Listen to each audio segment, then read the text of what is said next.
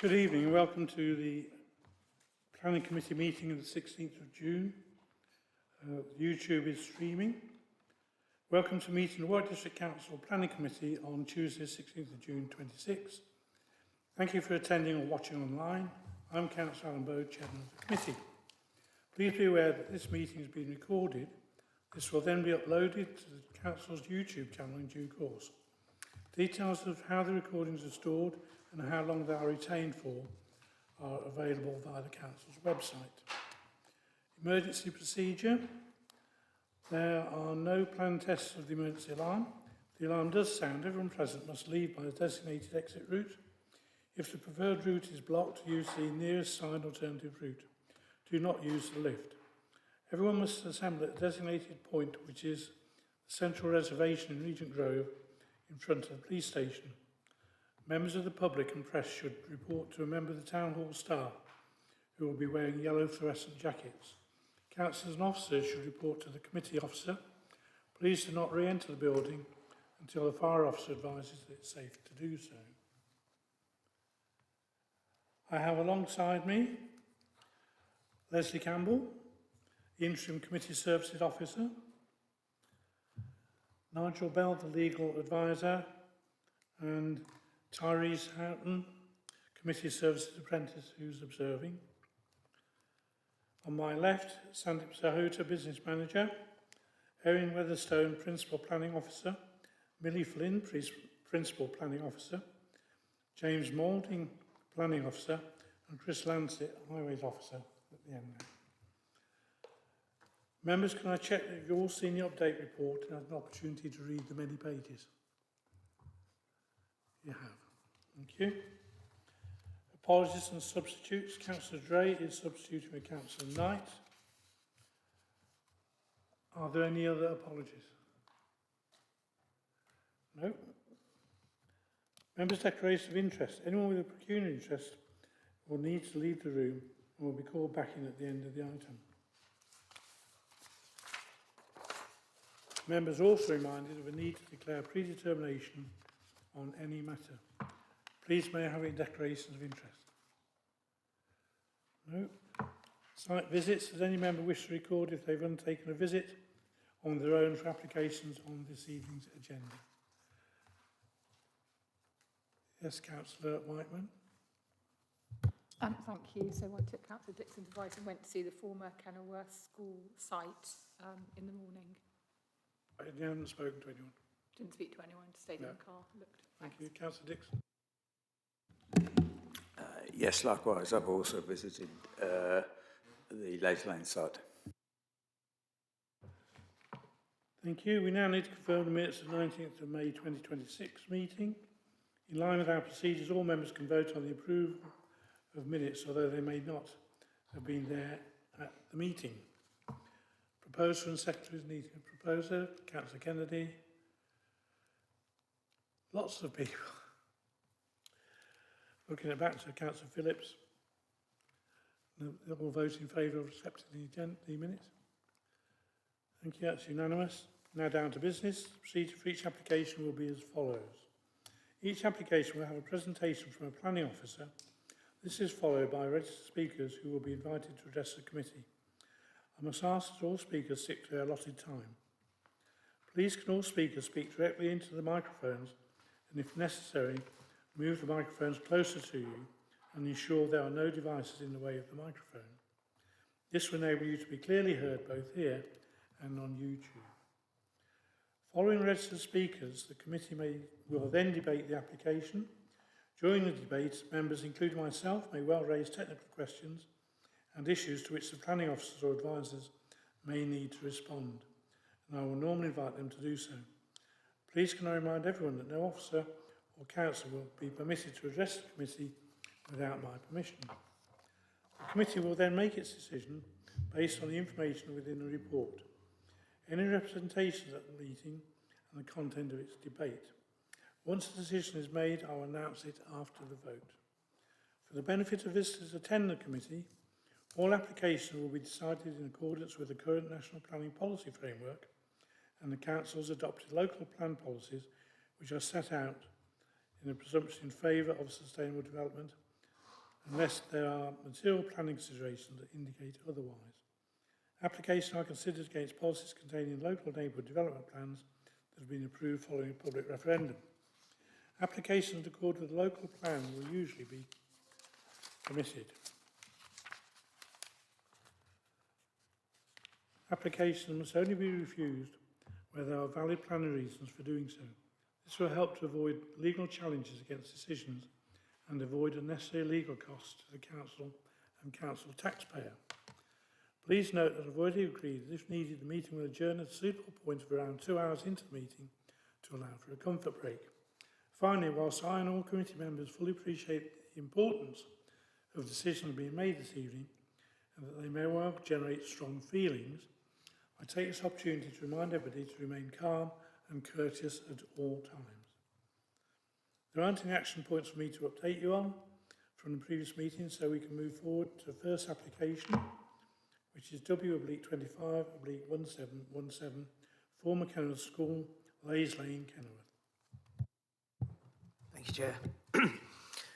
So this is an application which is hybrid, and it basically comprises of a full planning application for demolition of all buildings situated on the former Kenilworth Secondary School site, including the artificial pitch and associated infrastructure. And then the outline aspect of the application is for the redevelopment of the site for up to 224 homes, 40% of which are affordable, and up to a 75-bed extra care facility for the elderly, together with a public open space and associated infrastructure. So that's an outline application with all matters reserved apart from access. The first slide that shows the application site. So the site edge red is the entirety of the application site, so the school and the playing fields, and the area denoted in blue relates to the built form on the site, which relates to the demolition aspect of the proposal. So that's the aerial image of the school. You can clearly see the existing access points onto Lays Lane, the built form, built school, the artificial pitch there in the centre. The site is surrounded by, on the perimeter, through hedgerows and trees, and then the pitch, the playing fields to the south. As you can see there, it's apart from the school, it's predominantly residential in character, and it's bound on all sides with residential uses that back onto the site predominantly. This is the opportunities and constraints plan. The main constraints really are the trees and hedgerows that bound the site. There's some trees there with stars that are within the site. And then the main one is the sewage pipe that runs north to south through the centre of the site. That shows you the land use parameter plan, basically what has guided the development in the form and where the housing is to be located and where the open space is to be located. So there you've got the two access points, so they're retained from existing. The kind of hatched area is area for development that will be 2-storey. The kind of beige shading is other forms of development within the site. And then the green areas show that kind of green corridor and the green open space to the front. So the development set back from the front, kind of opposite to what's there at the moment. That shows you the master plan, so a little bit more detail. So the SUD's there at the front within the open space, the circular arterial road that runs through the site, which is tree-lined in accordance with the Garden Suburbs guidance. You've got the green space that runs through the centre of the site as well, and then there's kind of a hierarchy of secondary roads that lead out from the road that runs through. The site predominantly is backing onto, so the arrangement is backing onto the existing development that backs onto this site, so kind of a regular arrangement that's not out of keeping with the character of the area. and that's an indicative layout, so a bit more detail there. Again, obviously it's outlined apart from access, but that gives a kind of broad overview of what the development is envisaged to be.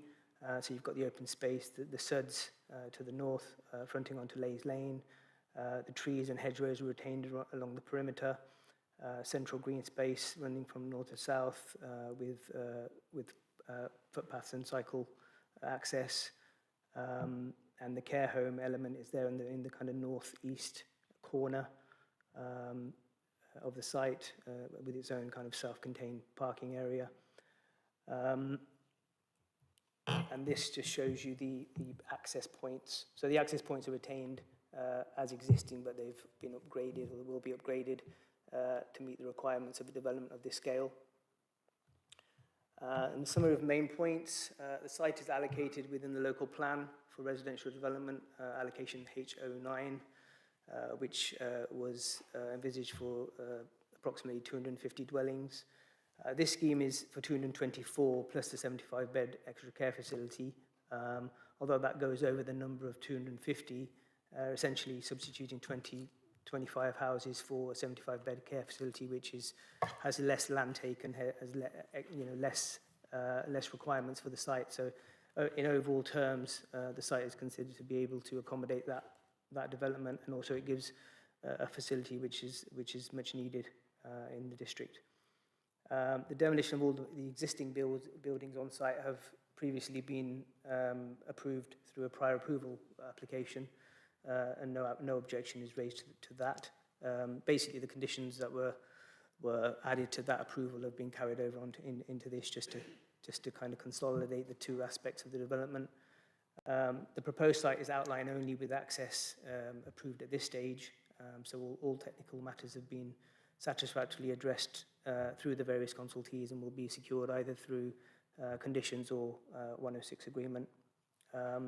Whilst it is a allocated site anyway in the local plan, it is important to mention that the council doesn't have a 5-year housing land supply, and therefore there is also the tilted balance which is engaged in this case. And therefore the recommendation is to approve subject to the signing of a section 106 agreement and the conditions listed at the end of the report. Thank you. We have a number of speakers this evening, and we start off with Mrs. Elaine Clark, and you have 3 minutes. I'm afraid Elaine Clark can't make it, but unfortunately she's been Someone was going to speak her words? Oh, okay. So move on to Mr. Simon Ormston. That's me. You have 3 minutes.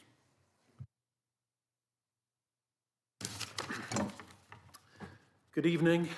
I speak as a resident and member of the Leys Lane Community Group, representing residents near the Leys Lane site and wider Park Hill. We do not oppose demolition nor homes on this allocated site. Our concern is that this outline application, with all matters reserved except access, our concern is that this is an outline application with all matters reserved except access. The conditions and parameters set out now must therefore be strong enough to protect existing and future residents, local character, biodiversity, amenity and the safe operation of Leys Lane. We therefore request the following conditions. First, because it's a constrained suburban infill site as just described, in addition to the 2-storey limit on external residential boundaries, 3-storey or high roof buildings must be placed centrally within the site and well away from existing neighbouring homes and gardens to avoid loss of amenity. This must also include the extra care facility, which should fit appropriately with the surroundings, neighbourhood and street scene. Second, development should be no closer to residential properties than the existing buildings, particularly near homes in the wardens where amenity impacts are likely. Third, there should be no vehicle movement or car parking close to the site boundary to prevent noise pollution and loss of amenity. This is particularly relevant to houses in the wardens. Fourth, there must be a professional, full and detailed consultation with residents on design, layout and massing so residents' views are properly considered in future. Fifth, all mature trees, hedgerows, landscape buffers and root protection areas must be protected through a blanket TPO. including oaks, horse chestnuts, willows, hedgerows and mature tree belts. Similar order was provided to Jackson Grove, which was built on land previously belonging to Kenilworth School. Sixth, drainage and suds must not damage trees or vegetation or increase surface water risk to neighbouring homes, gardens or streets. Seventh, Lays Lane is already hazardous at busy times, and we request a formal highways review of wider traffic choreography across Park Hill and Eastern Kenilworth with rigorous resident consultation. 8, a full parking and access management strategy and conditions to prevent overspill parking beyond the development once built and occupied, including the extra care facility. 9th, safe and suitable site access must include a strengthened demolition and construction traffic management plan and conditions preventing deliveries during school travel times and rush hour and preventing all off-site demolition and construction-related parking. 10th, stockpiling, crushing and dust-generating activity must be kept central within the site, away from homes, and must be covered and water dampened. 11th, additional ecological safeguards over and above legislative minimum requirements are requested, including updated surveys, bat licence confirmation before demolition, ongoing nesting bird and badger checks, hedgehog protection, dark wildlife corridors, a lighting plan showing lux levels and light spill, and full ecological supervision during Thank you very much. clearance Your and 3 minutes. demolition. Thank you. Thank you.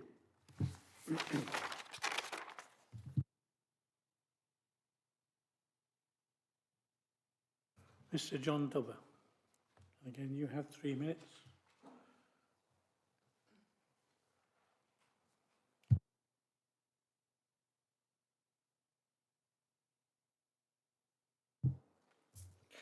Chair and councillors, I'm speaking on behalf of residents regarding the Lays Lane application. We recognise the need for new housing and we're not opposing this development in principle, but the National Planning Policy Framework requires that safe and suitable access can be achieved for all users, transport impacts are mitigated to an acceptable degree, and permission should be refused where impacts on the road network would be severe. Our concern is simple: that test has not yet been met. First, the transport impacts have not been adequately assessed. This application does not fully assess the impact of the new homes and associated traffic on key junctions, including Windy Arbour and Glasshouse Lane, Park Hill and Stoneleigh Road, and at both ends of Lays Lane. It relies on earlier strategic modelling and does not clearly assess cumulative impacts. Without this, there is no evidence that the impacts won't be severe. Crucially, the applicant's own transport assessment confirms the modelling results are not included and will come later, so you do not have the evidence before you today to conclude this development is safe or acceptable. Second, there is a clear safety concern. The site sits close to 2 schools, and increased traffic will affect routes to several others. Residents already experience congestion, queuing traffic and heavy pedestrian movement, including children. This development is expected to add around 175 vehicle movements in the morning peak hour. That's roughly 1 every 20 seconds, at exactly the same time and on the same routes as the school run, and many people are going to work. That means more congestion and reduced safety margins. At times, children are most at risk. This has not yet been demonstrated to be safe. Third, the proposed mitigation is too uncertain. Policy requires mitigation to be effective and proportionate, but currently there are no guaranteed junction improvements, no mechanism if conditions worsen, and no clear link between occupation and delivery. So our request is simple. If you're minded to improve, please strengthen the conditions to require up-to-date traffic modelling, clear testing of key junctions with defined improvements, a trigger-based mitigation scheme, and a firm link between occupation and delivery. Without this, there is a real risk that congestion worsens, pressure increases on already overstretched roads, and safety is compromised at the busiest school times. Given these issues, it is reasonable to question whether this decision is being made before the necessary evidence is available. In conclusion, we're not asking you to refuse this application. We're asking you to ensure that, if approved, it is properly assessed, properly mitigated, and safe for the community it will serve, because at the moment you simply do not have the evidence to be confident of that. Thank you. Thank you. Now call on Mr. George Martin. And again, you have 3 minutes.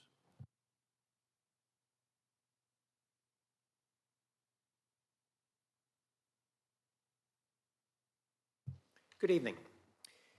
I prepared a detailed response to the application and submitted that in January of this year. My recommendation was that the design should be done to the Passive House standard. Members of the Planning Committee will probably recall that I've made frequent presentations to the committee and have highlighted the need for real net zero to be delivered through certified Passive House process. Can I draw your attention to Cabinet Agenda item number 17 on the 5th of February 2026? The Cabinet delegates authority to the Strategic Director in consultation with the Cabinet to enter contract for the disposal of the site subject to suitable environmental enhancements are agreed to include 10% Passive House plus homes. I was seriously delighted to read this.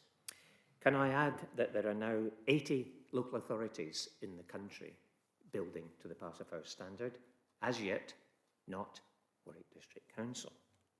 I would further draw your attention to the minutes of the urgent Cabinet meeting held on the 23rd of February 2026. The meeting resolved the Cabinet's desire that for Lays Lane Kenilworth site, 40% of the Passive House provision are classified as affordable. A further report to be brought to the Cabinet would outline specifically how the local government initiative funding would be used to support the development. The site was sold to Homes England, who do have experience of working with partners to deliver the Passive House homes. As part of the Homes England consultation held in October-November 2025, I was delighted to read and indeed hear from the Homes England representatives that a portion of the development is also being considered for Passive House standard homes. There was clearly an intent from Warwick District Council and the disposal of the site to include 10% of the homes to be built to the certified Passive House standard. Homes England have obviously also publicly stated that a proportion of the development be built to Passive House. All this being said, there's no mention of Passive House as part of the documentation supporting this application. My worry is that when Homes England sell the site to a developer, the Passive House requirement will be dropped. In conclusion, I urge the Planning Committee to add a condition that 10% of the new homes at the site are designed and built to the certified Passive House standard. Thank you for listening. Thank you. I call on Mr. Raghu Sittenbaum. You have 3 minutes. Thank you, Chair, and members of the committee for allowing me this time to speak in support of the application at Lays Lane. My name's Raghu and I work as a Planning and Enabling Manager as part of the Midlands Regional Development Team. I serve as project lead for this site and have been involved from the outset. Homes England is the government's housing and regeneration agency. We work to unlock and enable to accelerate land and delivery of new homes. We look to bring forwards this brownfield allocated site for residential-led redevelopment for up to 224 homes, of which 40% would be affordable, along with up to 75 units of extra care. In doing so, we will instill our quality criteria and remain involved with the development until completion, which includes imposing our development requirements for the site.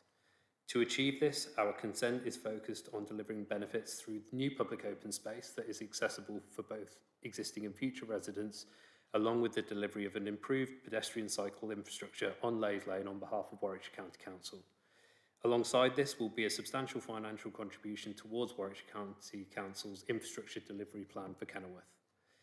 This sits alongside requested Section 106 financial obligations and policy-compliant affordable housing requirements as set out in the committee report. In advance of development, Homes England have committed to this site, not only through its purchase, but also the investment to remove a significant amount of asbestos from the buildings in advance of full demolition. And whilst I have the opportunity, I would like to thank members of the public and the Lays Lane Community Group who've proactively and constructively engaged with us in the development of these proposals. This has informed changes prior to submission of the illustrative master plan, which includes limiting building heights around the boundaries to 2 stories, the style of architecture, and approach to open space, all of which has been communicated as part of our disposal process. The application has been through a determination process to allow progression to members today that has satisfied statutory consultees, demonstrated accordance with the relevant neighbourhood, local, national policy. In particular, Homes England recognise the net zero aspirations of the Council and will deliver in accordance with the Council's net zero carbon DPD.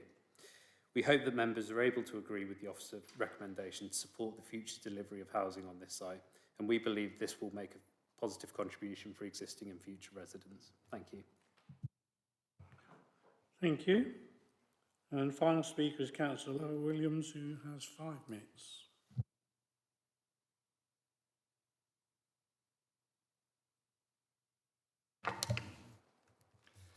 Good evening, committee. It's interesting to sit on this side rather than on your side. Before making my remarks, I'd like to acknowledge the many local residents who have engaged constructively with this application over many months and whose comments shaped the discussion today. I'm speaking on behalf of those residents who recognise that this site will be brought forward for housing, but who wish to see that the development brought forward is the best possible way for the local community and for future residents. The issue before you today, members, is not the principle of the development. The issue is whether the committee has been asked to approve a significant quantum of development without sufficient safeguards about the form the development will ultimately take and how it will relate to its surroundings. The officer's report concludes that 224 dwellings and a 75 extra unit care facility can be accommodated comfortably on the site, but many residents are not yet persuaded that enough information has been provided to support that conclusion. The site is unusual because it's surrounded on 3 sides by existing residential properties. The way development meets these boundaries will determine whether this becomes a successful extension to the neighbourhood or a source of concern. Many residents support the delivery of the new homes on the site and the support of the extra care accommodation. However, they remain concerned that sufficient controls have not yet been secured to ensure that the reserved matters future application delivers an appropriate relationship between the new development and the existing community. And they will point to the building heights and massing along the residential boundaries, the distribution and intensity of the development across the site, protection of the mature trees, TPOs and landscape buffers, and the location, scale and massing of the proposed extra care units. And these are not minor details. These are the very matters that will determine whether this development sits comfortably within its surroundings and whether it meets the aspirations of policy BE1. Residents are not asking members to reject the development on this allocated site, but they are asking you tonight to put in place safeguards to ensure that this site is developed appropriately for the future. Now, whether this is achieved by you asking for strengthened conditions, amendments to the parameters of plan, enhancements to the design code, or to any other mechanism that officers can advise you tonight, they are asking for that. And the important point is these additional safeguards are secured before outline consent is granted, rather than deferred in its entirety to the reserved matter stage. We know that local democracy and the role of planning committees is very weakened these days. This is a power that you have to set the framework for the future development and to help guide the detailed application when it comes before you in the future. These requests do not seek to prevent the development. They just seek to provide greater clarity and certainty before the principle and scale of development are established through outline consent. The residents are simply asking you, committee, that if this application is approved, the framework that you approve today provides stronger assurances that the eventual development will respect the character of Eastern Kenilworth and create a high-quality place for both existing and for future residents. And I urge you to use your powers to do that. Thank you very much. Thank you.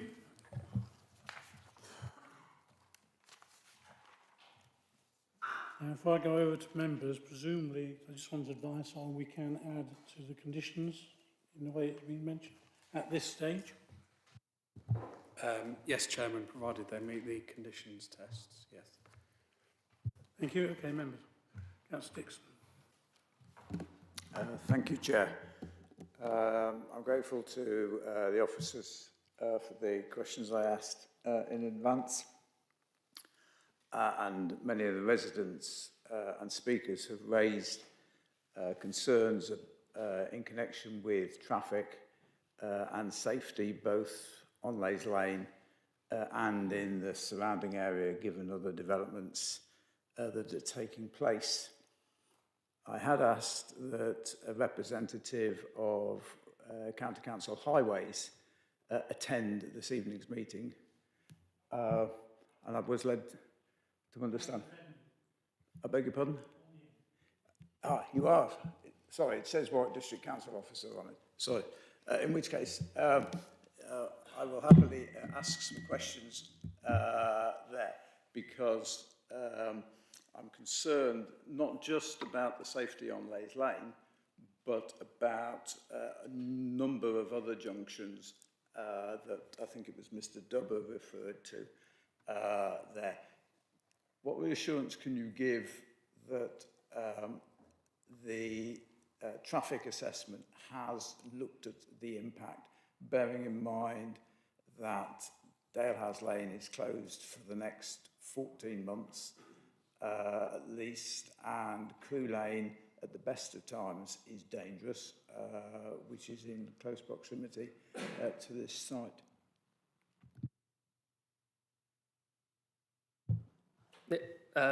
So the application was supported by Paramix Modelling, which models the traffic impacts for the Kenilworth area as a whole, and then the outputs of that model will identify key junctions where additional traffic might generate additional queues or additional journey time.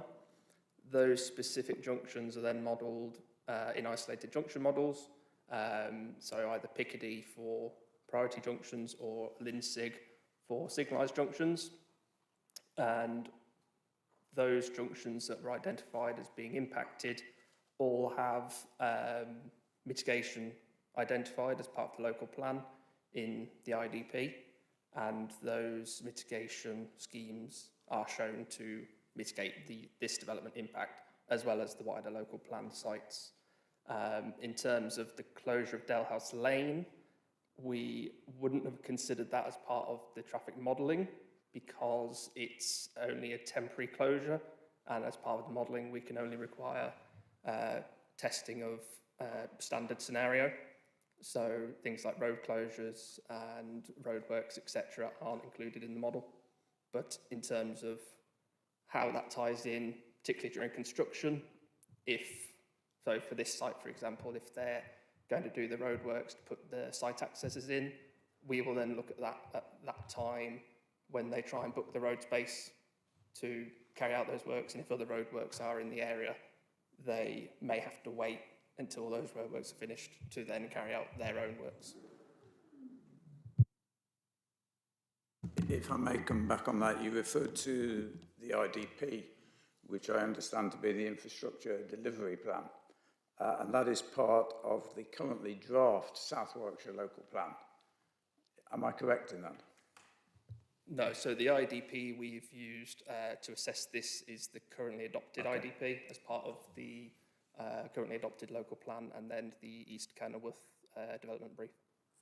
So, if I may, Chair, in the modelling that you've done, what you're saying is you've ignored the closure on Dalehouse Lane and also the closure on Stansfield Grove and Oakley Road as well. Have you actually been out there to see what the busyness is of Glasshouse Lane at Park Hill and Stoneleigh Road of a morning and mid to late afternoon? So yeah, I've done a couple of site visits to the area. Those have mainly been sort of midday. I've not personally been out during the peak hours. I wonder if I, Chair, could just move on. I wonder if Mr. Sahota can put up the image, I think it's called the indicative layout plan. That one, yeah. Can you point out to us where Park Hill Primary School is and also where Kenilworth School and Sixth Form is, so that members who didn't make a site visit are aware of the proximity of those schools? I don't think it's shown on that plan, is it? As far as I can see.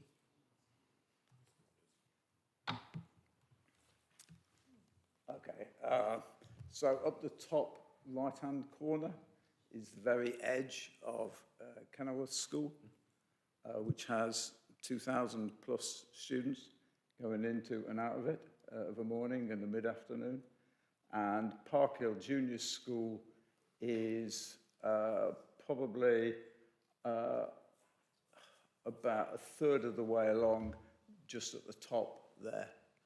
And also has, there's also a infant school down the bottom left-hand corner as well, adding to the volume of traffic there. And you're satisfied that the conditions about construction vehicles going into the site, because that's the only condition that is currently worded, although I have suggested that it also includes those leaving as well, is adequate from a safety perspective. Yeah, I mean, the condition requires the submission of details, which will then be assessed when they're submitted. But the condition won't be discharged until the local planning authority, together, in consultation with the relevant consultees, are satisfied that the measures that are put in place are adequate. At the moment, it's a condition that requires the submission of those details. Okay, I wonder if I could come to the legal officer then. I proposed that the condition, I think it's condition 28, be varied so that it includes not just access to the site, but also egress from the site as well during the construction phase. Is that a reasonable thing to be asking? Yes, Chairman, and the update sheet says that officers have no objections to this change. So if someone is willing to propose the recommendation, they need to pick up that change to condition 28. Thank you, Chair. I've probably taken up my time. There are other issues. I'm sure members will pick them up. Councillor Kennedy. Thank you, Chair. There are, as Councillor Dixon says, a lot of issues to consider. I'd like to focus on the net zero requirements raised by Mr. Martin, and particularly looking at condition 27 in the report. And my concern is that Cabinet of WDC made it very clear through 2 separate meetings, which were also subject to a call-in and significant scrutiny, that it was the intention that 10% of these houses should be delivered to the passive house standard and a further 10% to a sort of other type of potential enhancement. And yet this is not reflected, as far as I can see, in condition 27. And since this is a site was previously owned by the council, and it was made very clear through numerous meetings that that was what we wanted, can I ask that that condition be amended to include those cabinet decisions so that it's clearly represented in this? I think I would say that they are not material planning considerations.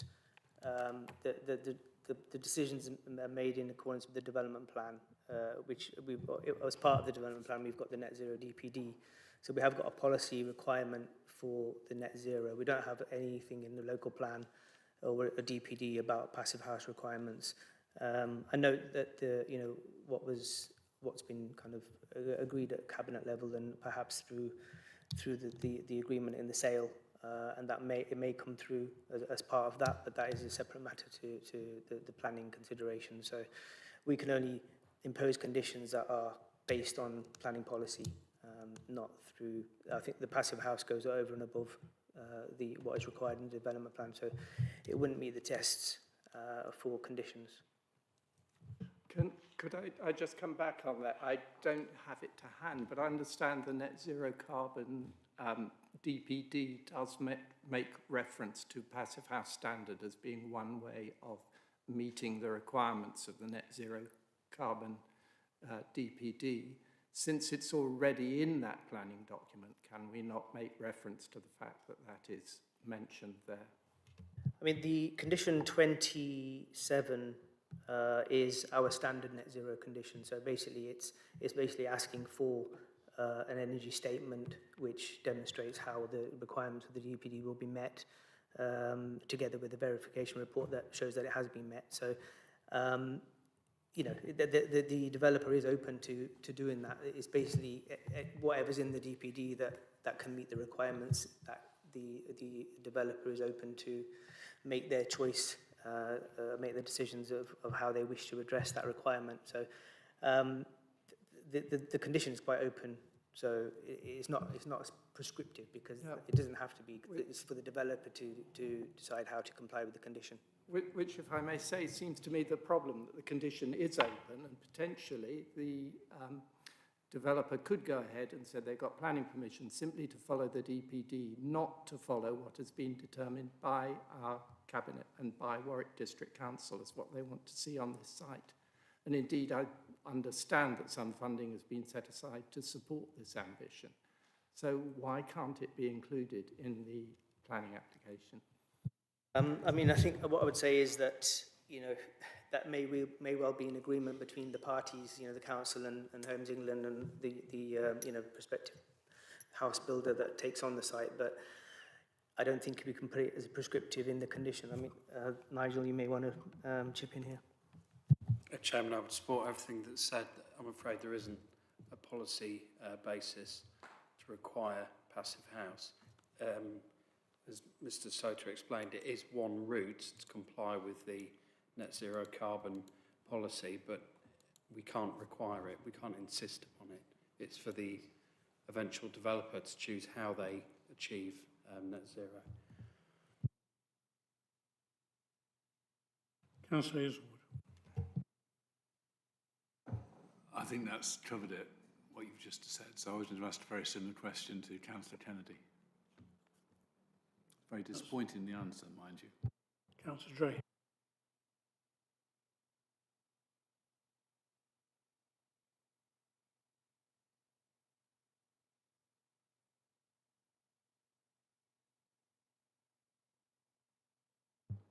Hi, I'm just asking about the messing and scale, because residents have expressed concerns about overdevelopment and the height of the 75-bed extra care facility.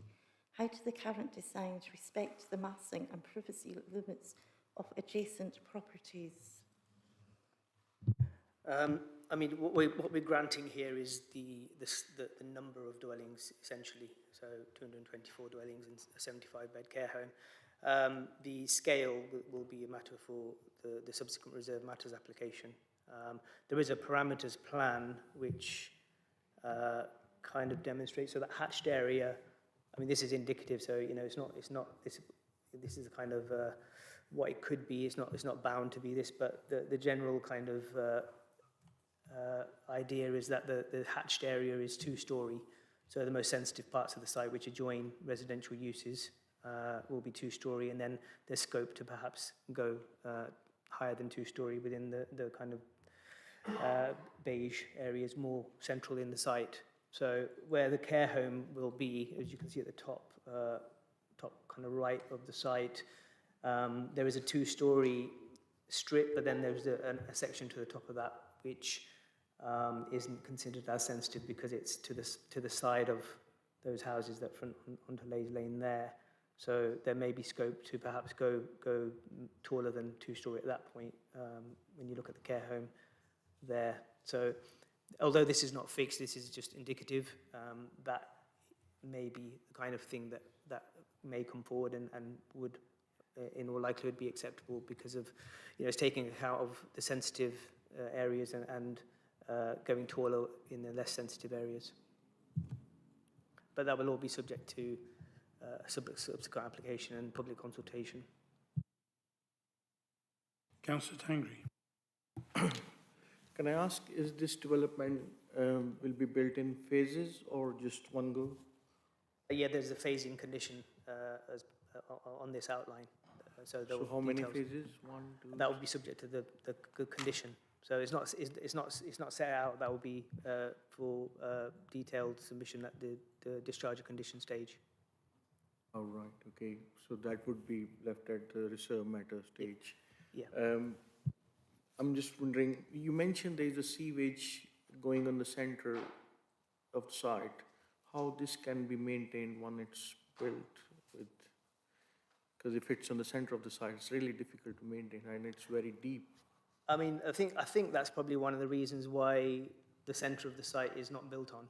You know, they've taken account of that, and so it's predominantly landscaping. I mean, at the moment, the pipe does run under the school in some parts.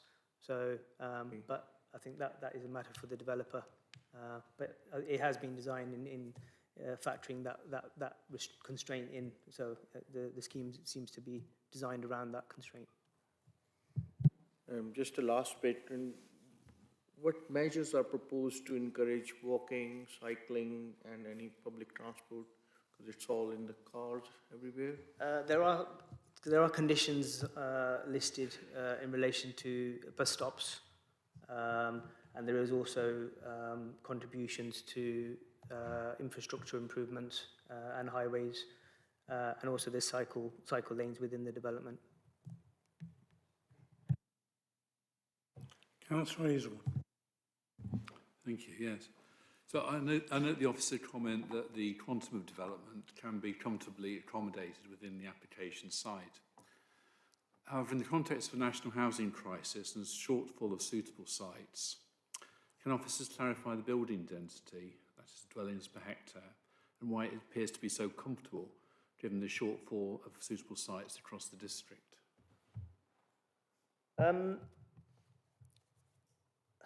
Well, the allocation was for 250.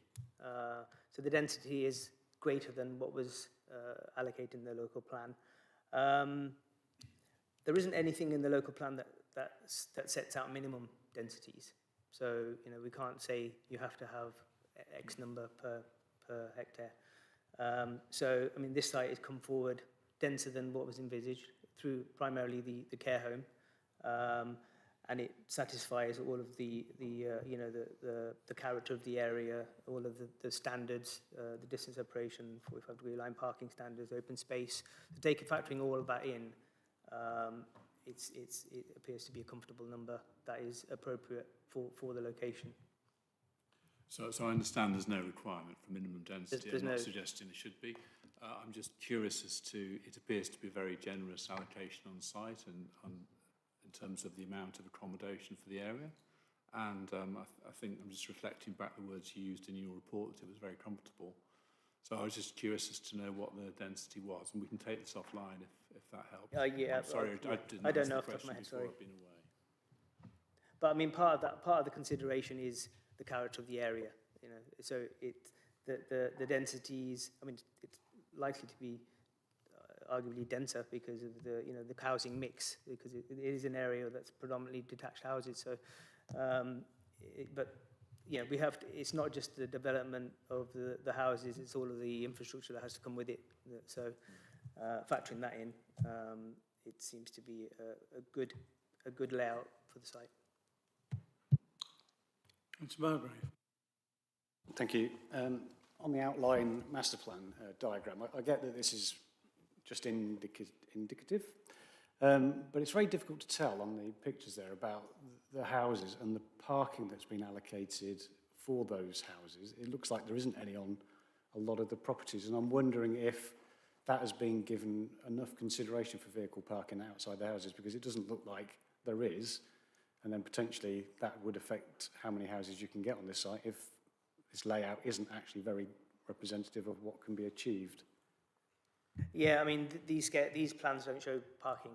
They're a greater scale than that. So it is with the intention of it being an outline application, just to demonstrate in broad terms that, you know, you could get this number of housing on there. Once you get down to the finer detail of showing the parking spaces, I mean, we're comfortable that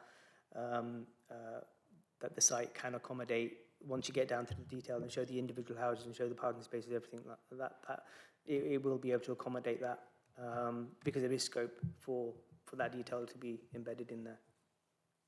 Okay, another question if I can.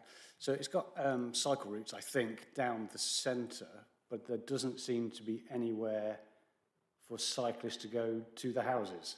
So on, say, right at the bottom of the diagram, but right at the bottom there, you're going to have to cycle on the road, and if that doesn't seem to be very good if you're a cyclist, it doesn't seem to reflect a very good active travel plan there, I don't think. Again, you know, this is a kind of a broad master plan. It's not to the level of detail that we will see at the reserve matter. So those issues will be ironed out at that stage. But I think it's more about the concept and the principle having those within the scheme. Thank you. It always seems to be the case that it goes between outline and the detail when we talk about cycling and where the cycle routes go. But can it be a condition that it is reconsidered and they are more suitably placed, because they're not as it stands? That just doesn't make sense to me. Yes, let me just check. There is a condition about cycles, but I don't know if it talks about lanes. Just bear with me.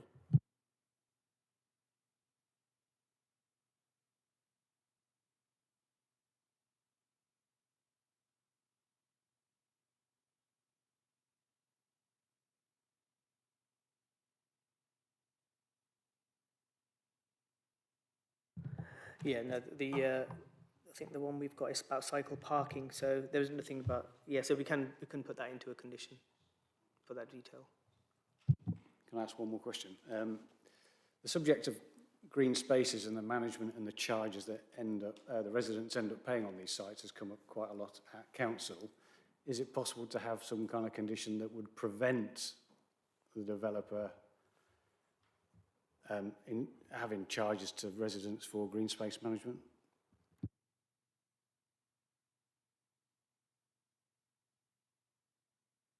I think that may go beyond the scope of planning control. Nigel, can you advise? Chairman, yes, it is an issue with in lots of areas. There's no policy to support such a position, and unfortunately there's nothing in the MPPF that would support that stance. So the option of a management company is available. Councillor Kennedy. Thank you, Chair. Can I turn to the question of infrastructure and delivery of infrastructure? It's been raised by a number of the speakers. And in particular, refer sadly to our experience in Kenilworth with new developments. Firstly, with the school, the new school, where the infrastructure for pedestrians and cyclists was only delivered about 6 months after the school opened, creating all sorts of problems and dangers, and is no longer satisfactory. At Kenilworth Gate, where I'm sure certainly Kenilworth councillors are very familiar with, that there is no pedestrian or cycle access to a whole group of new houses that were erected for many, many months after they were completed. And the ongoing problems which we have with the Spine Road in the land east of Kenilworth, which it looks to be delayed and delayed and delayed, which creates huge traffic problems, some of which have already been referred to, as well as being dangerous. Can we have some assurance through, I would suggest, condition 7, that for this site we learn some of those lessons and make sure that the infrastructure is put in before the houses are occupied, so we don't have the ridiculous position of pedestrians having to run across a very busy 40-mile-an-hour road in order to get to their houses on foot. I'm sure the speed limits won't be the same here, but I would really like to see something that condition 7 strengthened, so that we can be assured, and residents can be assured, that the infrastructure will be phased sensibly and safely. Yeah, I mean, the condition 7 infrastructure phasing plan condition it doesn't set any specifics. It asks for details to be submitted in terms of indicative timescales and you know, how phasing will relate to infrastructure and trigger points, etc. So those details will come in and we will consider them. But obviously, having, you know, like you say, learned the lessons from previous developments and consider whether what is put forward to us is appropriate, and if not, we can go back and tighten that. Can we be assured that officers and indeed highways officers will take the learning from the previous sites into account in assessing that plan? Because that would, if we had a rerun of some of those issues, it would be look very badly for both the district and county councils if we allowed these things to happen again. Yes. Can members think of wording that we could actually add in? Yes, I don't have any words, but I wonder if that can be strengthened in any way. From the conversation we had, I believe cycle routes is one of the issues. The infrastructure, and there was one other, I can't remember what that was, that we needed to highlight. No. So on the cycle routes, we're looking for what? Something that ensures that the cycle routes are sensible, go near the houses, entrances, rather than just through the park. So, some wording along those lines, if officers can help. So you're wanting cycle routes to support the development of the area, rather than just the middle.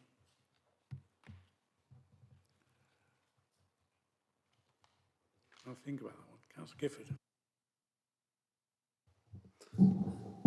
Thank you, Chair. We've spent nearly an hour discussing this, but nobody has, as far as I can see, has yet come forward with either a proposal or indeed a concrete additional condition to the 40 conditions that are already proposed by the planning officers.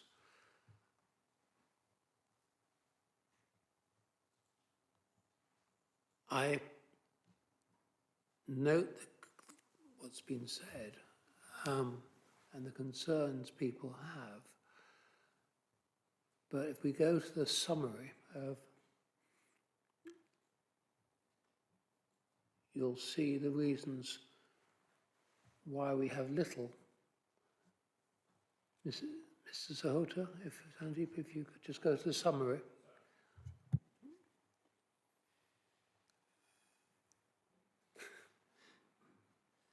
Yes, I mean, it's a site that's within the local plan for up to 250 dwellings. The demolition is acceptable.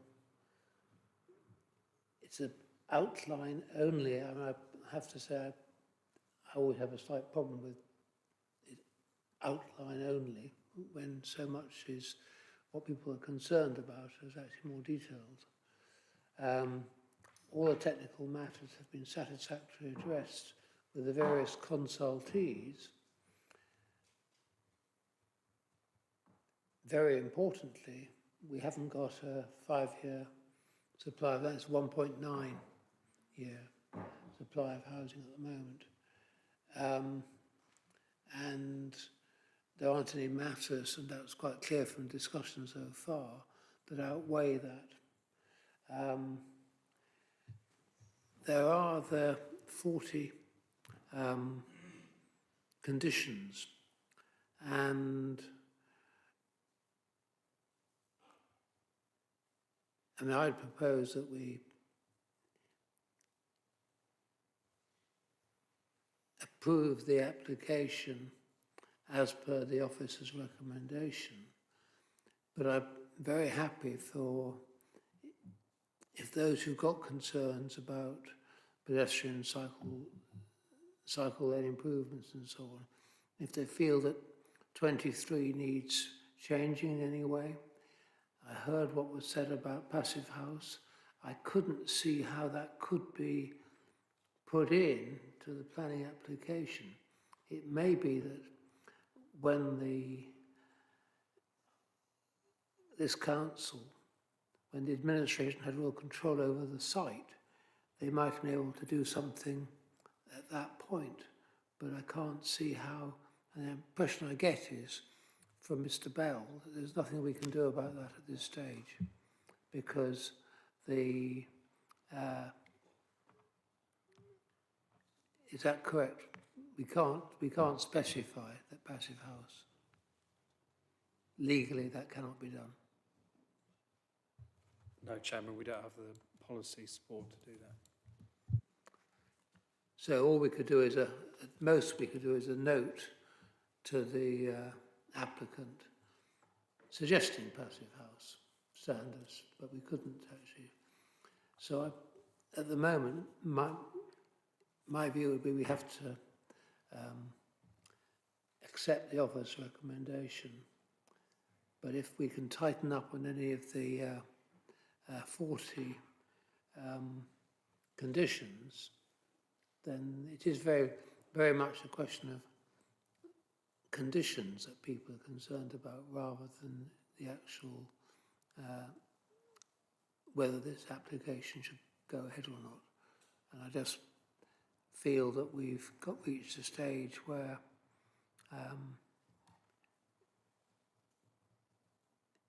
I feel the conditions are quite good conditions, but I'm very happy to listen to anybody else who may have other ideas. Thank you. Thank you. I just suggest a cycling amendment that cycle routes to be incorporated to serve the wider community and not just the central area. I think that's what we want. Sorry. Come on. I'm just wondering about the word community. On site, it needs to be on site. Some wider community within the site.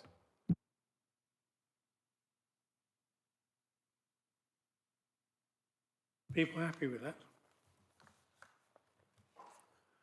Councillor Kennedy. Thank you. I'm sorry, Chair, to go back to this, but it's the question of the extra care facility. On page 14 of the report, it refers to an extra 75-bed care facility.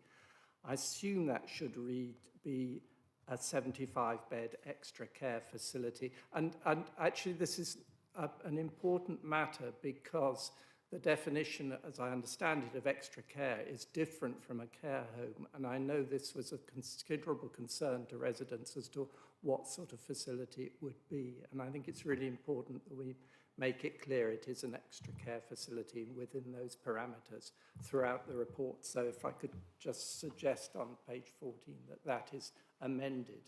And related to that too, I'm still not entirely clear where the proposed siting of the extra care facility is, whether that falls within the area which is designated as being 2-storey only, or whether it could be 3-storey. And could we just have clarification on that? Because I know that, again, that's of great concern to residents. From my reading of the plans, it kind of straddles the two. So if you look at that plan there, so the hatched area in the top corner on the right-hand side, that is, so that's where the care home is, as you can see. But the area that kind of is adjoining the residential properties to the east there is predominantly, so that the kind of the bit that goes kind of north to south, that falls within the two-storey zone, and then the bit that kind of curves round, that falls within an area outside of the 2 stories. That could possibly be taller, but that is less sensitive because it's not as close to the residential dwellings. And sorry, if you could just go back to the picture that shows the trees. So in fact, the 3-storey bit would not be the bit that butts directly onto houses. No, it's more it's more the kind of frontage of the site. you. But again, obviously, this is just indicative.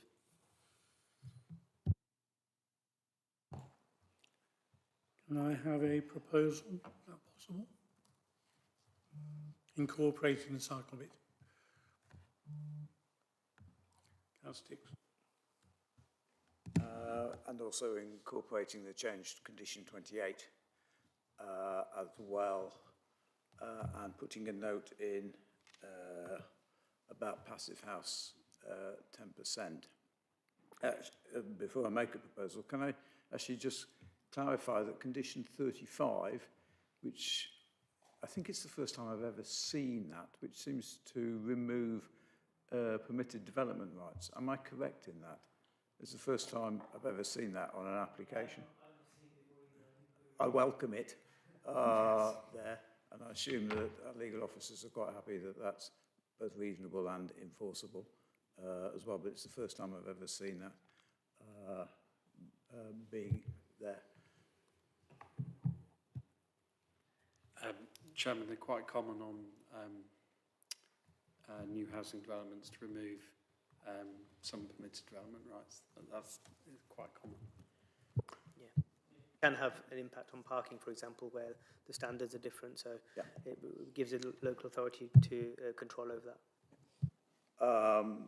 On that basis, I will propose that we have the strengthened condition regarding cycling, a revised condition 28 as put forward, and a note about passive house accompanying the decision.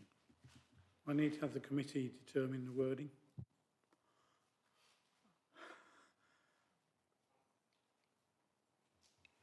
So this would be, is it condition 7 or condition 35?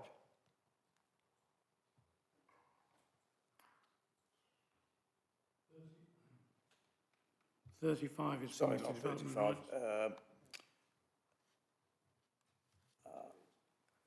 28. Chair. Or 33. Yeah, it's construction hours. The 27 is the net zero condition. Is that where we want to apply the note about passive house?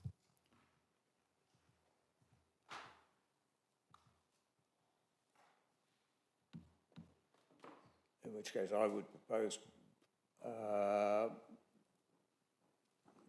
the note about passive house links back to condition 27, and the cycling one links to condition 7, which makes specific provision for cycling within the site, which I think is what Councillor Margrave.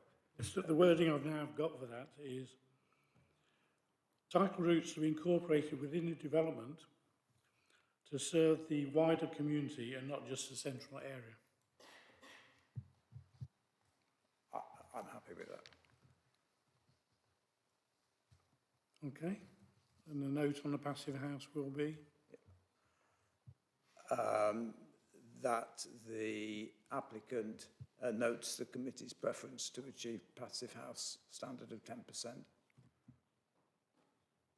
Okay. And referring to the decisions of Warwick District Council Cabinet in February, with specific reference to those documents. Yeah, and that goes on a note because we can't do anything legally with it. Okay, so I have proposed from Councillor Dixon. Do I have a seconder anyway? Councillor Margrave. Do you want to speak? No. Okay, so all those in favour of the proposal to accept with the 2 amendments we put in. Thank you. That is unanimous. It is carried in line with the officer's recommendations plus the 2 additions. Thank you.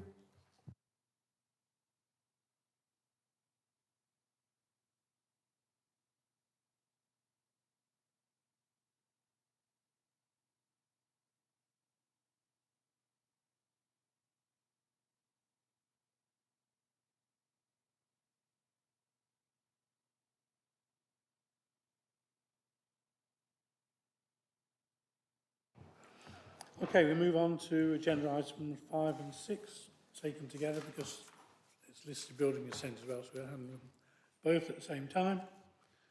And It's W/26/0090 and 91. Listed building. 5 to 9 Tavistock Street, Royal Leamington Spa. It's a major application. We have a presentation. Thank you, Chair. Good evening, members. The application before members this evening is at 5 to 9 Tavistock Street, Leamington Spa. The application seeks the retention of the existing facade, construction of a new building containing 7 purpose-built student accommodation apartments to provide 32 bedrooms and associated works. The application has been brought to committee due to the number of support comments received. Here is the site outlined in red. The application site relates to a row of curtilage-listed former coach houses which originally served properties fronting the parade. The site is also located within the Royal Leamington Spa Conservation Area. The site occupies Tavistock Street, which can be described as something akin to a service road running parallel to the rear of the parade, which lies to the east of the site. The character of the street is predominantly commercial, comprising retail and office uses, as well as a car park to the western side. Here is a plan showing the proposed works and a slide for members showing the previously dismissed schemes at appeal compared to the proposals. So the proposals are on the right. Comparison of the existing and proposed front elevations. Moving to the rear. Proposed street scenes, again front and rear. Proposed indicative visuals taken from the design and access statement. It should be noted these are not to scale and are for illustrative purposes only. Moving to the floor plans, you've got proposed ground and first floor plans, second and third floor plans, as well as a roof plan. Photograph of the front of the site showing the extent of the 2-storey property. Again, moving to the street scene. Application site of the works to the west. It's taken some photographs there of the wider street scene. And moving to the rear. So these are the property, this is looking towards the parade, so the application site is behind us here. Again, these are showing the extent of the outriggers on the properties of parade. And moving to the rear of the application site. So this is an aerial image just showing the relationship with the original host properties on parade. And another one just at a different angle. So moving to a summary of main points.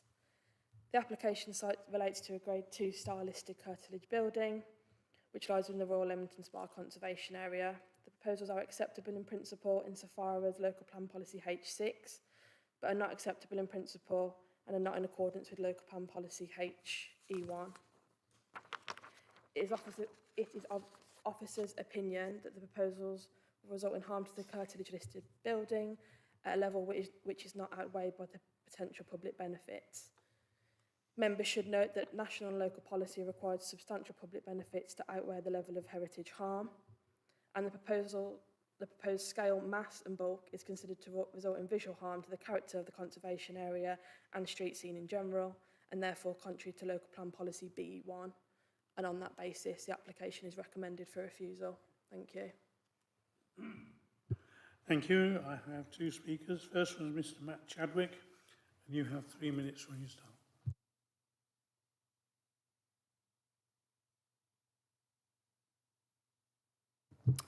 Good evening, members, and thank you for the opportunity to speak this evening.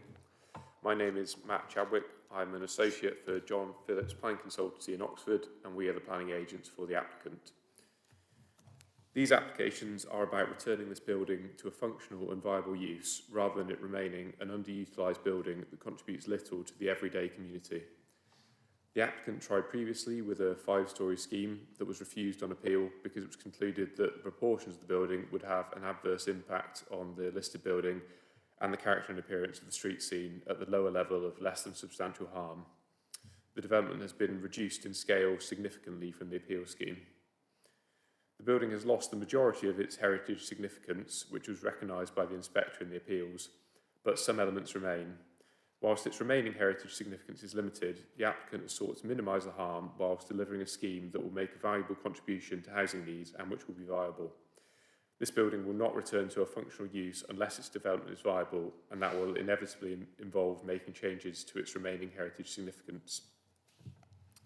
The existing site is a bad neighbour use and makes a very limited contribution to the vitality of the town centre. There is a lack of purpose-built student accommodation in Leamington, which is causing students to live outside of the town, where they make a limited contribution to the vitality and viability of businesses in the town centre. This scheme will help to address this decline and will support the businesses in the town centre. The Conservation Officer has no objections to the principle of development and has recognised the scheme results in a low level of harm. We consider that this harm would be significantly outweighed by the public benefits of the scheme, which include contribution to the council's housing land supply, meeting the need for student accommodation, the reuse of brownfield land, which paragraph 125 of the NPPF says must be given substantial weight in the planning balance. The development could also act as a catalyst for further development, which was recognised by the inspector in the appeals. No substantial harm will be caused. The Conservation Officer identifies the harm to lie at the very bottom of the lesser substantial harm scale. On balance, this very low level of harm to heritage significance is clearly outweighed by the substantial weight of the benefits of the scheme. As a result, this scheme accords with the development plan. No material considerations indicate that it should be refused. The presumption in favour of sustainable development means that permission should be granted, since the benefits of this scheme are not clearly and demonstrably outweighed by any harm arising. There have been no objections from the Town Council, Highways, Archaeology, Ecology, Conservation, nor any members of the public. Rather, the scheme is supported by the local ward councillor as well as members of the public. All technical and design reasons for the refusal of the previous scheme have been overcome, and the reason for the proposed refusal is a subjective view taken by the case officer, which is unsupported by any other professional officer or consultee. We respectfully request that the committee grants permission to allow for the sustainable, viable reuse of the site to save the little heritage that remains for future generations to appreciate. I thank you for the opportunity to speak today. Thank you. I call on District Councillor Chris King. You have 5 minutes. Thank you, Chair. Good evening. I'm speaking in support of this application because I think the site as it now is hardly a positive contribution to the street scene and to the community. And if that's going to change, it needs a proposal such as this, which would be a viable alternative as opposed to it leaving as it is and existing in some form or other, which isn't particularly contributing to the community. Of the building as it now is, the roof structure has been altered with an independent steel structure supporting new floors and the roof. New apertures have been created in the elevations, windows have been replaced, and the parts of the building that remain are in poor condition, requiring extensive repair or rebuilding. During the course of the previous applications, there was broad agreement between the applicants, their heritage representatives and officers, including relevant heritage experts, that internally the building was devoid of any remaining heritage significance. The appeal inspector also noted these alterations and loss of historic plan, form and fabric. Furthermore, the appeal inspector puts it bluntly in paragraph 28 of his decision notice, stating that, I quote, the horse has already been allowed to bolt. Note the importance reference being to allowed, i.e., that it is through the planning authority's own development decisions that the situation is as it is. The street is not predominantly two-storey and does not retain its historic character and function as a mews street. Let's be aware that there is a multi-storey car park opposite the application site, a supermarket adjacent, and the space, a tower block, also adjacent. The new proposals are now lower in height than the approved 5-storey redevelopment of Covent Garden car park, of which the District Council is owner and applicant. The appeal inspector recognises that the character of the street is now far removed from that referred to in the Council's conservation guide, and that now buildings with the large footplates occupy large parts of the site. His concerns relating to the scale and massing of the proposals and their adverse effect as regards the architectural and functional hierarchy have been addressed in these revised proposals. The proposals will allow understanding and experience of Tavistock Street historically as a service street. They provide a step down physically and in architectural hierarchy from the principal parade range and the rear brick extensions to those properties. The proposal responds to the modern function and role of Tavistock Street. It reflects the changing role of the street as part of the ongoing evolution and thus a part of its historical development. This development will help to build some investment confidence, to kickstart regeneration of the street and introduce a built form that resonates with the area's history and historical development. It will allow the site to be a more positive component than the existing building, helping to mediate between the height of the space building and the remainder of the street, positively responding to the changing role of the town's service streets as an important component of this proposal. The government's consultation document in December 25 on the proposed changes to the National Planning Policy Framework recognises the potential stifling impact of restrictive heritage management policies and is looking for approaches that can better support suitable heritage-related development. Committee, I maintain that this is certainly an improvement to the street scheme and will increase football in the town, a thing that all towns need, and overall be a huge benefit to the local community. Thank you. Thank you. Members? Councillor Luckhurst. Thank you, Jack. Can I just get a view of what constitutes harm to the street scene in this context? I'm not sure. For anyone to jump in. I'm not sure who it would go to. Thank you, Chair. So in the officer report, in terms of design and impact on street scene, officers consider that the overall bulk and mass of the development is considered harmful. The report notes that Tavistock Street is predominantly two-storey, subject to the space, which sits on the corner of Tavistock Street and Claverdon Avenue. So yeah, like I say, the officer report does set out that the overall bulk and mass isn't considered in keeping, and the overall materiality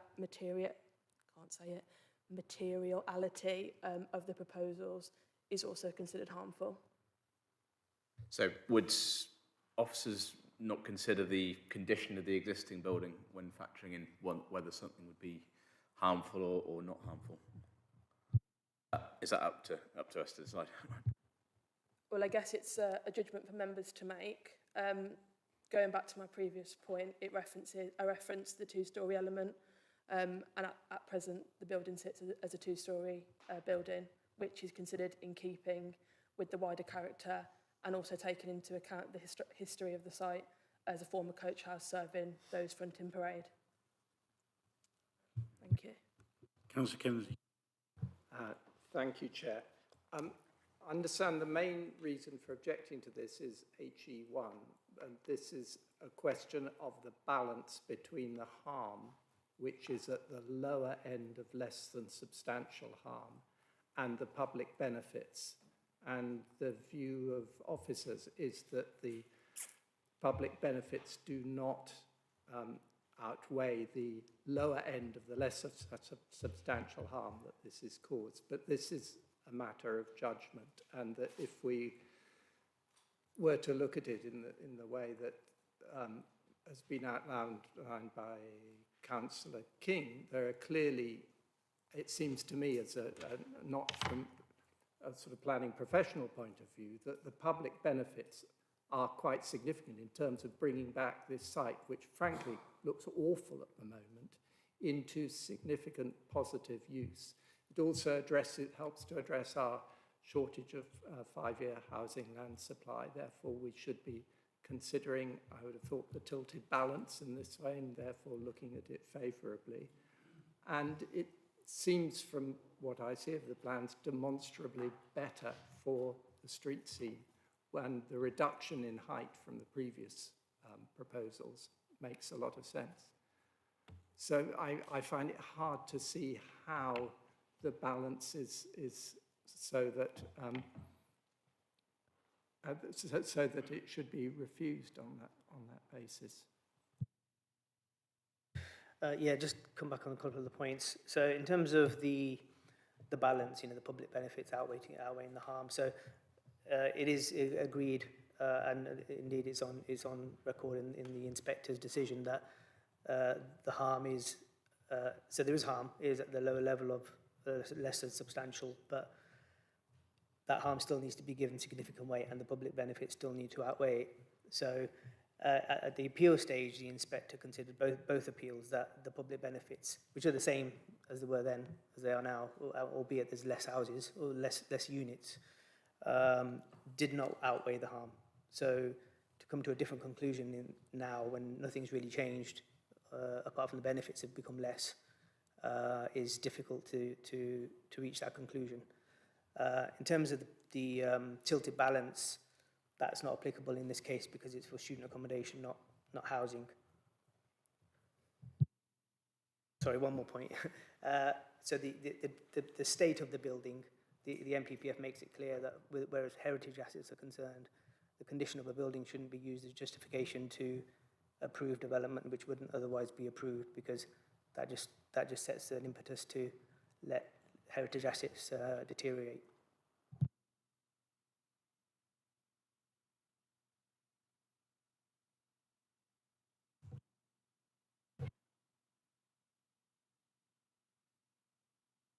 Councillor Tangri. Thanks, Chair. I'm just asking in terms of building performance. What assessment has been made for the operational carbon saving arising from the proposed development as compared to the existing, or it has not been checked? So it's my understanding that no comparable exercise has taken place. Notwithstanding that, the proposals are considered compliant with the Net Zero Carbon DPD, and that is a requirement of the proposals to be compliant with NZC1, 2, A and B, I believe. And the Energy Officer has assessed that and considered it can be compliant.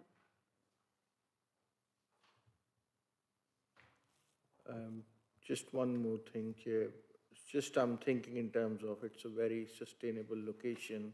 It's a brownfield site as compared to the greenfield we are looking to develop all the time. And now we have the site here. We can build something measurable and it's benefit for the public as well as the students, whatever it is for PBSA. So I think there should be some credit given to that as compared to the existing, as we did it in the Stoneleigh Arms on Brunswick Street. That was also a similar building doing nothing, and that's what my opinion is, but that's it I want to say. Thank you. Thank you. It would be better if it was actually helping our housing need, for housing rather than students. I'm surprised to hear that there's a shortage of student accommodation, because my understanding was there was a surplus. I mean, in terms of the use, converting the building, we don't have an issue with that. It's the scale of the development that's the issue, and the impact on the building itself, and then the relationship with the building, the grade 2-star listed building that it's within the curtilage of, and that hierarchy of development. So yeah, converting it for student accommodation is acceptable, but I mean, in Stoneleigh Arms was a bit different. The scale didn't increase substantially, and that in that case. But here it's a bit different because it's a curtilage listed building within the setting of a grade 2-star building, and that relationship is quite important. Yeah, I'm not encouraging student accommodation or something. I'm just saying the benefits of the proposal as compared to existing. If whatever it's a proposal is a separate thing, but yeah, thanks. Councillor Phillips. Thank you, Councillor Bird. Actually, I want to support what Councillor Kennedy says.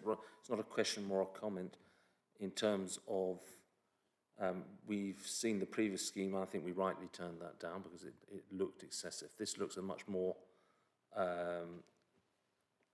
fitting scheme for here. And if we turn this down, I fear what next? What happens to this site? The site is at the moment hardly used. It is an eyesore in Tavistock Street. I take the point about the Tavistock Street being a two-storey street, but actually you look at those buildings, they're all modern. They're not exactly the greatest buildings in the world. And if you look at that picture on the left there, councillors will see that, yes, it's 3 stories, but the space behind it, I think it's at 5 or 6 stories. So it is almost bringing the 2-story buildings neatly down from 6 to 3 to 2 to actually fit in with the street scene. I am really struggling in terms of if we turn this down, what happens to that building in the long term? And it may just, and I hear what you say, I think it was Mrs. Sahota said that that's not necessarily a reason, but it is a concern. At least this way we do protect the facade of that building, whereas otherwise, who knows what's going to happen? I am concerned. And I can't say the street scene is exactly the most attractive, but this is a good attempt to keep the street scene as is. Thank you. I just think it would be better if the ground floor had the pitched roof reflecting the original that was there and then set the building up behind it. But they haven't. Councillor Hazelwood. Danger of repeating what others have already said. So, I don't see how the proposal creates visual harm to the street scene. It seems to me a big improvement on the street scene. I think the building is appears quite proportionate. The picture on the screen appears quite proportionate. There's a much bigger building next to it. There's a similar sized building across. So I don't see that it's out of scale or proportion. And I would see there's economic value to, as it's already been said, and whether it's student accommodation, it's not housing, but still student accommodation. Students come to the area, they live somewhere, and they spend money in the town. And it's something we should be looking to do to revitalise our town centres. So, on balance, I do recognise that it is a matter of judgment, and it's a professional judgment issue. But on balance, I would quite strongly support this, as Councillor King proposed. That's Margaret. Thank you. I'm not going to repeat what the others said. I do agree with what they've said, really. It is interesting on the Historic England website that the Grade 2 listing isn't actually listed for this building. It is for a phone box around the corner, but this site isn't listed on their website at all. I think a phone box is a bit small to live in. Councillor Whiteman. Thank you. It's probably just to be the kind of final echo of what other councillors have said, which is that I support the comments that Councillor King and others have made, and we've obviously got multiple mentions of this site being in a conservation area, rightly so, because it is, but the fact of the matter is it hasn't been conserved. It isn't going to be conserved if we take what's happened to date to be the best indicator of what happens in the future. And it concerns me that if we don't make a decision to repurpose this site, noting the revised proposals and the move to retain some of the character in the street scene, that eventually we'll end up being asked to comment on a pile of bricks. So it's just to echo what others have said. Councillor Luckhurst. Thank you, Chair. Just going back to that issue of the street scene, looking at that picture, and I know the street car, you still live near there, I think a 2-story would look worse next to than that image. So purely on aesthetics, I think the 3-story, is it 3 or 4? I think it's 4. Just looks better. Thank you. Councillor Gifford. Thank you, Chair. This is an interesting one. The report, in many ways, seems to actually support the application, but and the only letter in support of the application written by somebody living in Warwick District is from Mr. Jones and he points out, which is, I think, also the best letter, points out that 79 Bedford Street was an excellent, a good design, which it is. It's a very good design. It has simple, but with good, deep window reveals, which is appropriate for that area. So the applicant has, in the past, in roughly this area, has shown that they can produce a good building that is contemporary, but works well in the vicinity. However, what we're talking about here is really, if this building wasn't listed, there wouldn't be a problem. It's the fact it's listed, and it's the fact that it's in the curtilage of a Grade 2 starred listed building that is the main issue from reading the report. It's clearly not, at the moment, it's not a building or even a street that is going to appear on the Mayor of Leamington's Christmas card. But it's pointed out that it is basically the last Muse buildings in the town centre, and for that reason the applicant is trying to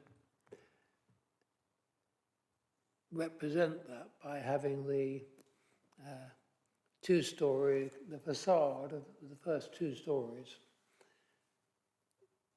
But unfortunately, they then put on, in order to make it viable, I assume, they put an extra story and a half on, which doesn't really fit with the facade, the old facade, and makes a slight mockery of keeping the facade.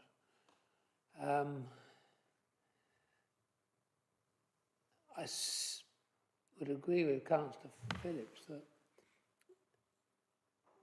the two-storey Muse building at the moment, the buildings around it are substantially higher, and so I can understand that. But I'm very reluctant to go for a substantial demolition of a listed building in the curtilage of a Grade 2 star listed building. But I do have, as I think the planning officer does, have some sympathy with the application as well. So it's a sort of difficult one. I don't feel at the moment I don't think I could vote to support it, but I don't think it would be catastrophic if the building disappeared. But I do feel that keeping the facade and keeping I can understand why it's felt necessary to do it, but I feel it looks slightly odd. Whereas when I look at 79 Bedford Street, which the applicant developed, that's uncompromisingly contemporary. And I just wonder whether it's unfortunate that this is a listed building. Thank you. Councillor Kennedy. Yeah, having listened to the debate, I would like to make a proposal that we grant planning permission on the basis that it is our judgment that the lower end of less than substantial harm is not significant, is outweighed by the various benefits, and also recognising that although people have been quoting the inspector a lot, that was for a very different proposal. This one has been substantially modified and I think meets the reasons for the objections to the previous proposal. So I would like to propose that we grant subject to the appropriate conditions, which presumably officers can put in.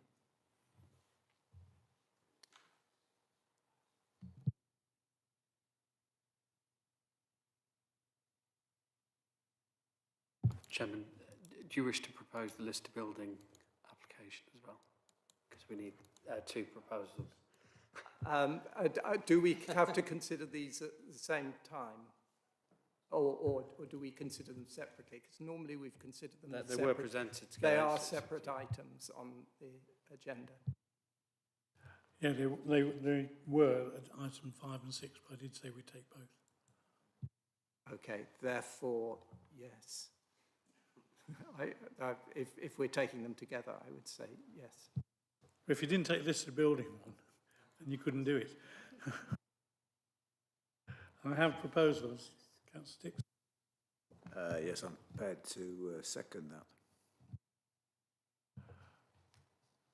All those in favour of going against the officer's report and proposing acceptance with the normal additions added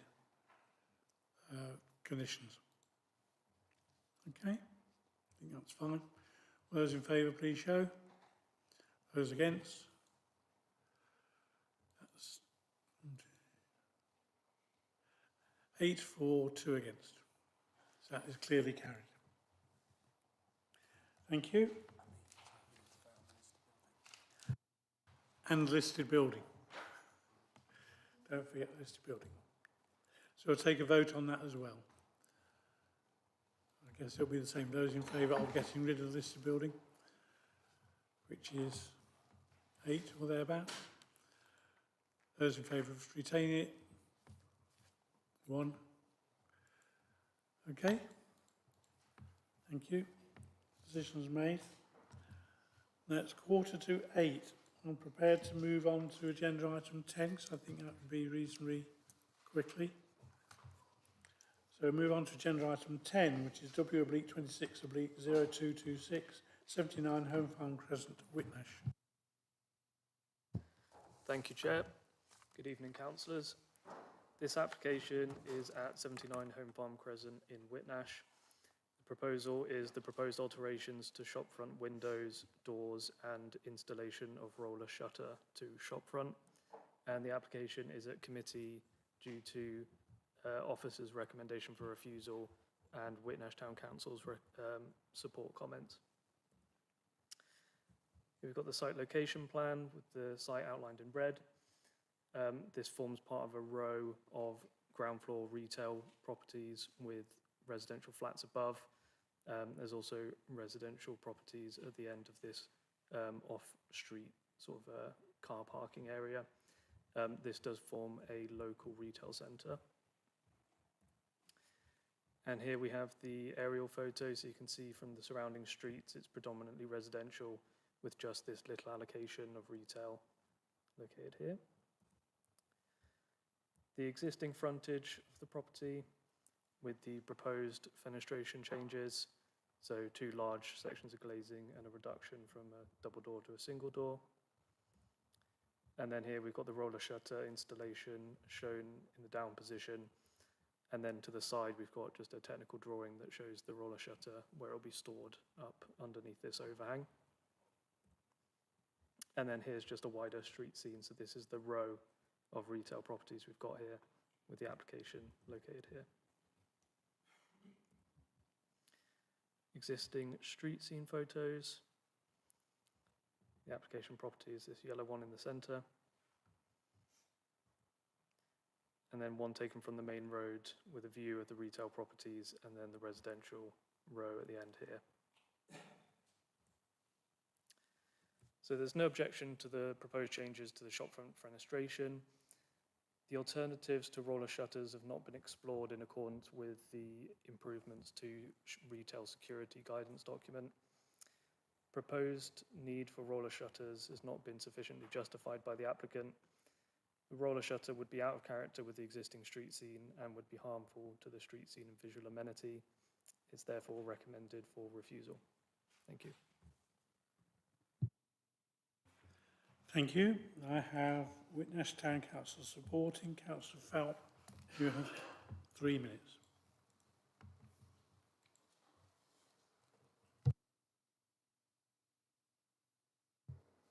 Thank you, Chairman.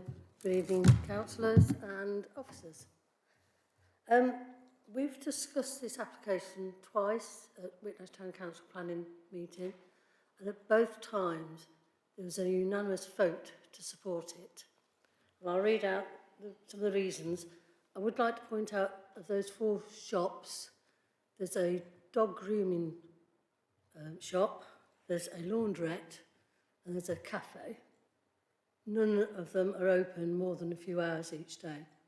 So they're not like the actual shop that is being asked for the roller shutters, which is open a lot longer, and I'll say why in the speech. So,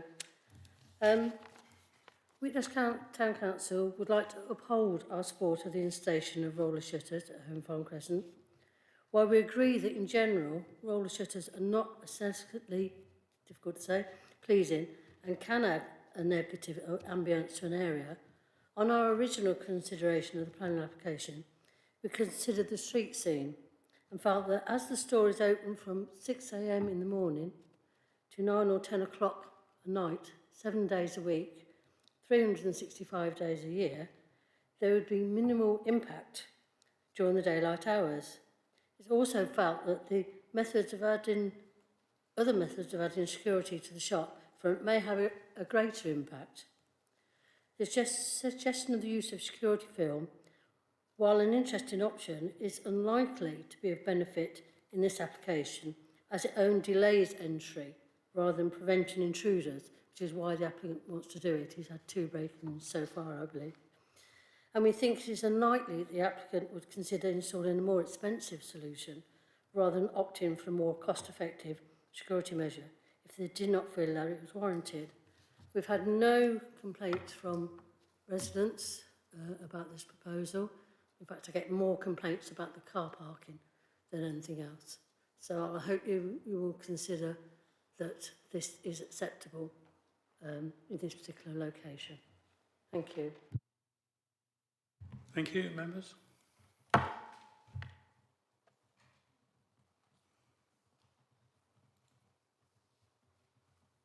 Councillor Margrave. What, Councillor Phelps touched on it, but what other alternatives could they have considered? We've heard that a film has been rejected, but what other options were there? So in the guidance document to do with the security of retail frontages, there's 4 policies that are relevant to this decision that outline different steps that you can take before reaching roller shutters as the security design. So the first is a riser, so it's to prevent the windows being on the ground floor level or right on the ground, and that protects against ram raiding with vehicles. The second is an internal grille, so you can have a similar thing to a roller shutter, but it's internal inside the glass. An external grille, which is the third option, that tends to be more appropriate on heritage buildings, where it's the permanent bars across, but it's slightly different in character to the roller shutter. And then you get to the roller shutter. That's what's outlined in policy. With the consultation comments received from the Crime Prevention Officer, further recommendations were given as to a security film, which has already been mentioned, to put on the inside of the glass to stop it breaking up if it's broken. And the second is to get the security rated glass, which the Crime Prevention Officer considers suitable for this case, and it would be a reasonable alternative. I think I noticed from the report, it says very clearly from the Crime Prevention Design Advisor submitted a consultation response on the application, stating that a record of 6 crimes occurring at the premises and that only one of these would have been prevented through the use of roller shutters. So it's interesting. What I would say in my patch, where we started getting roller shutters and the whole lot became roller shutters, it looks absolutely awful. It's really barricading the place up. And as this is saying, that it's open for extended hours, 7 days a week, people aren't going to be there. So do you need to shut some of the shops potentially open? Someone indicate over there? Councillor Dixon. Yes, just a very brief point. To what extent do we need to factor in the nature of the business here? Because I know that jewellers typically do have roller shutters on them. I know on Warwick Road in Kenilworth they do, for example. The fact that this is a mini market, essentially, does that make any difference? Yes, so it would be a consideration as to what's being stored there, and that is indicative as to what sort of crime would be occurring there. So obviously with high value goods, break-ins are more likely, so we're more likely to accept more intrusive defensive measures. For retail, or for, this is called by the applicant as a corner shop, it's less expensive retail, it's less likely to get break-ins, obviously they do occur. So we would be looking for an example of a continued experience of this kind of crime where this sort of protection would be relevant.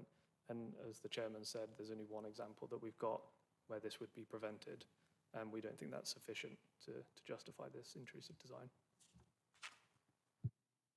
Councillor Tangri. Thanks, Chair. Has the council received significant neighbour complaints or concerns or objections on this? And if yes, how this have been addressed? So I don't believe we've received any neighbour objections on this application. Okay, thank you. Councillor Gifford.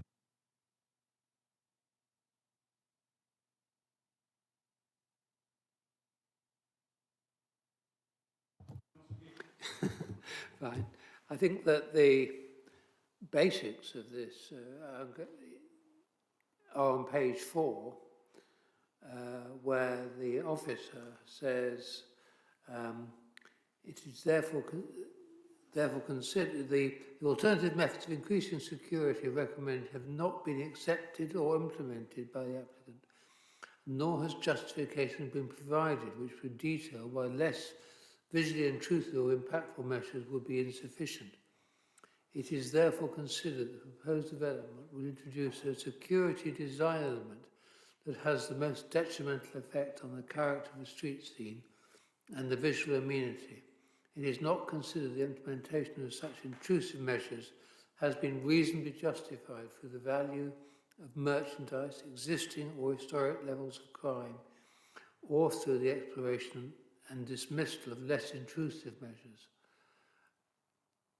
I would go with the officer's recommendation in that hopefully then the applicant can come back with a new application regarding the shutters and come forward with something which is less visually intrusive. I mean, I've noted the Warwickshire Crime Prevention Design Advisor, their comments, and I think it's difficult. We so often have to consider design, and it's a balance, but the suggestion is there are alternative methods that could be used, and they don't appear to have been considered. If we refuse this application, then the applicant is likely to consider the alternatives. And I would therefore propose that we refuse the application as per the officer's recommendations.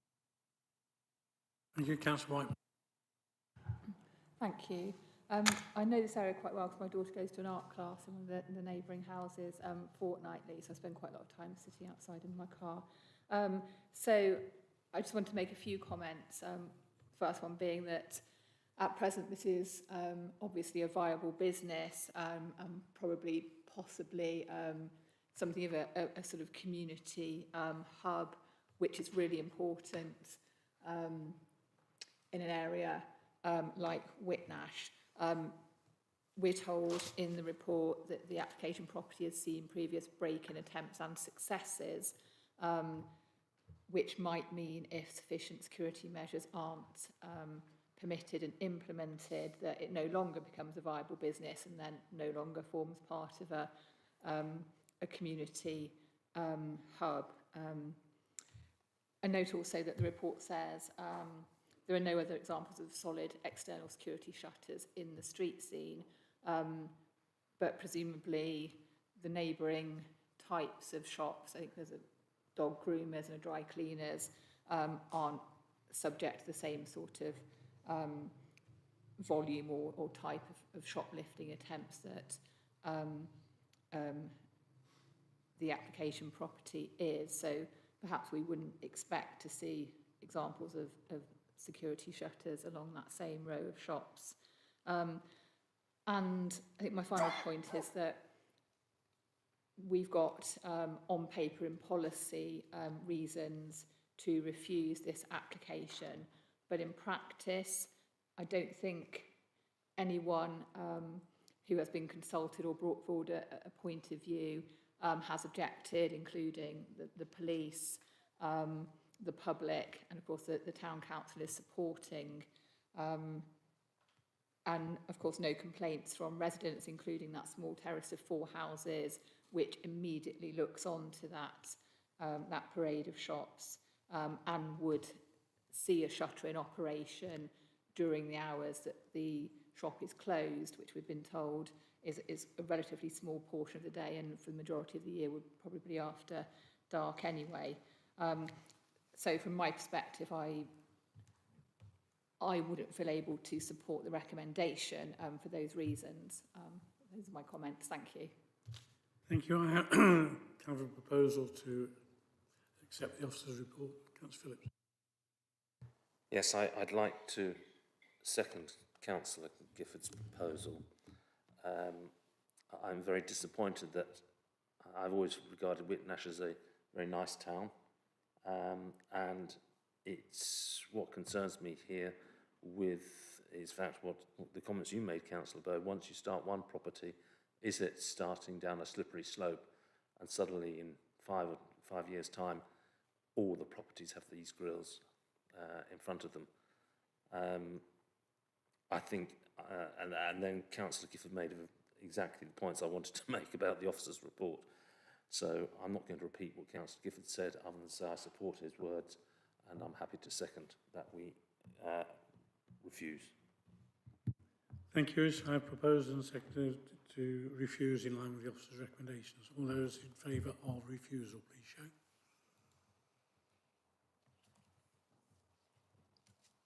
Those against? That's 5-5, I see it. So I will cast my vote in line with the recommendation to refuse. Thank you. We'll now have a 10-minute adjournment. It's 8 o'clock and 2 more items to go.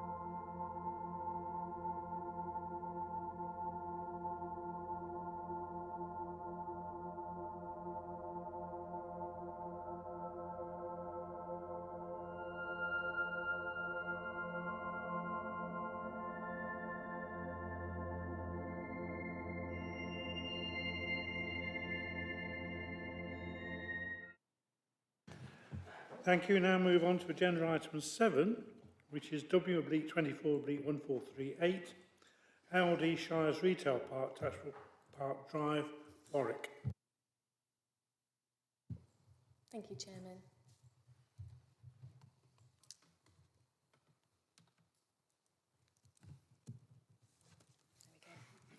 This application is for a variation to amend the approved plans condition associated with planning application W210179, which granted planning permission for the demolition of the previous building on the site occupied by Mothercare and the erection of a new food retail store with associated car parking, servicing and landscaping. The works are now complete and the building is occupied by Aldi. This application was considered by members at the planning committee held in January of this year, and members resolved to defer the application pending further information from the Highways Authority or an independent consultant in relation to pedestrian safety.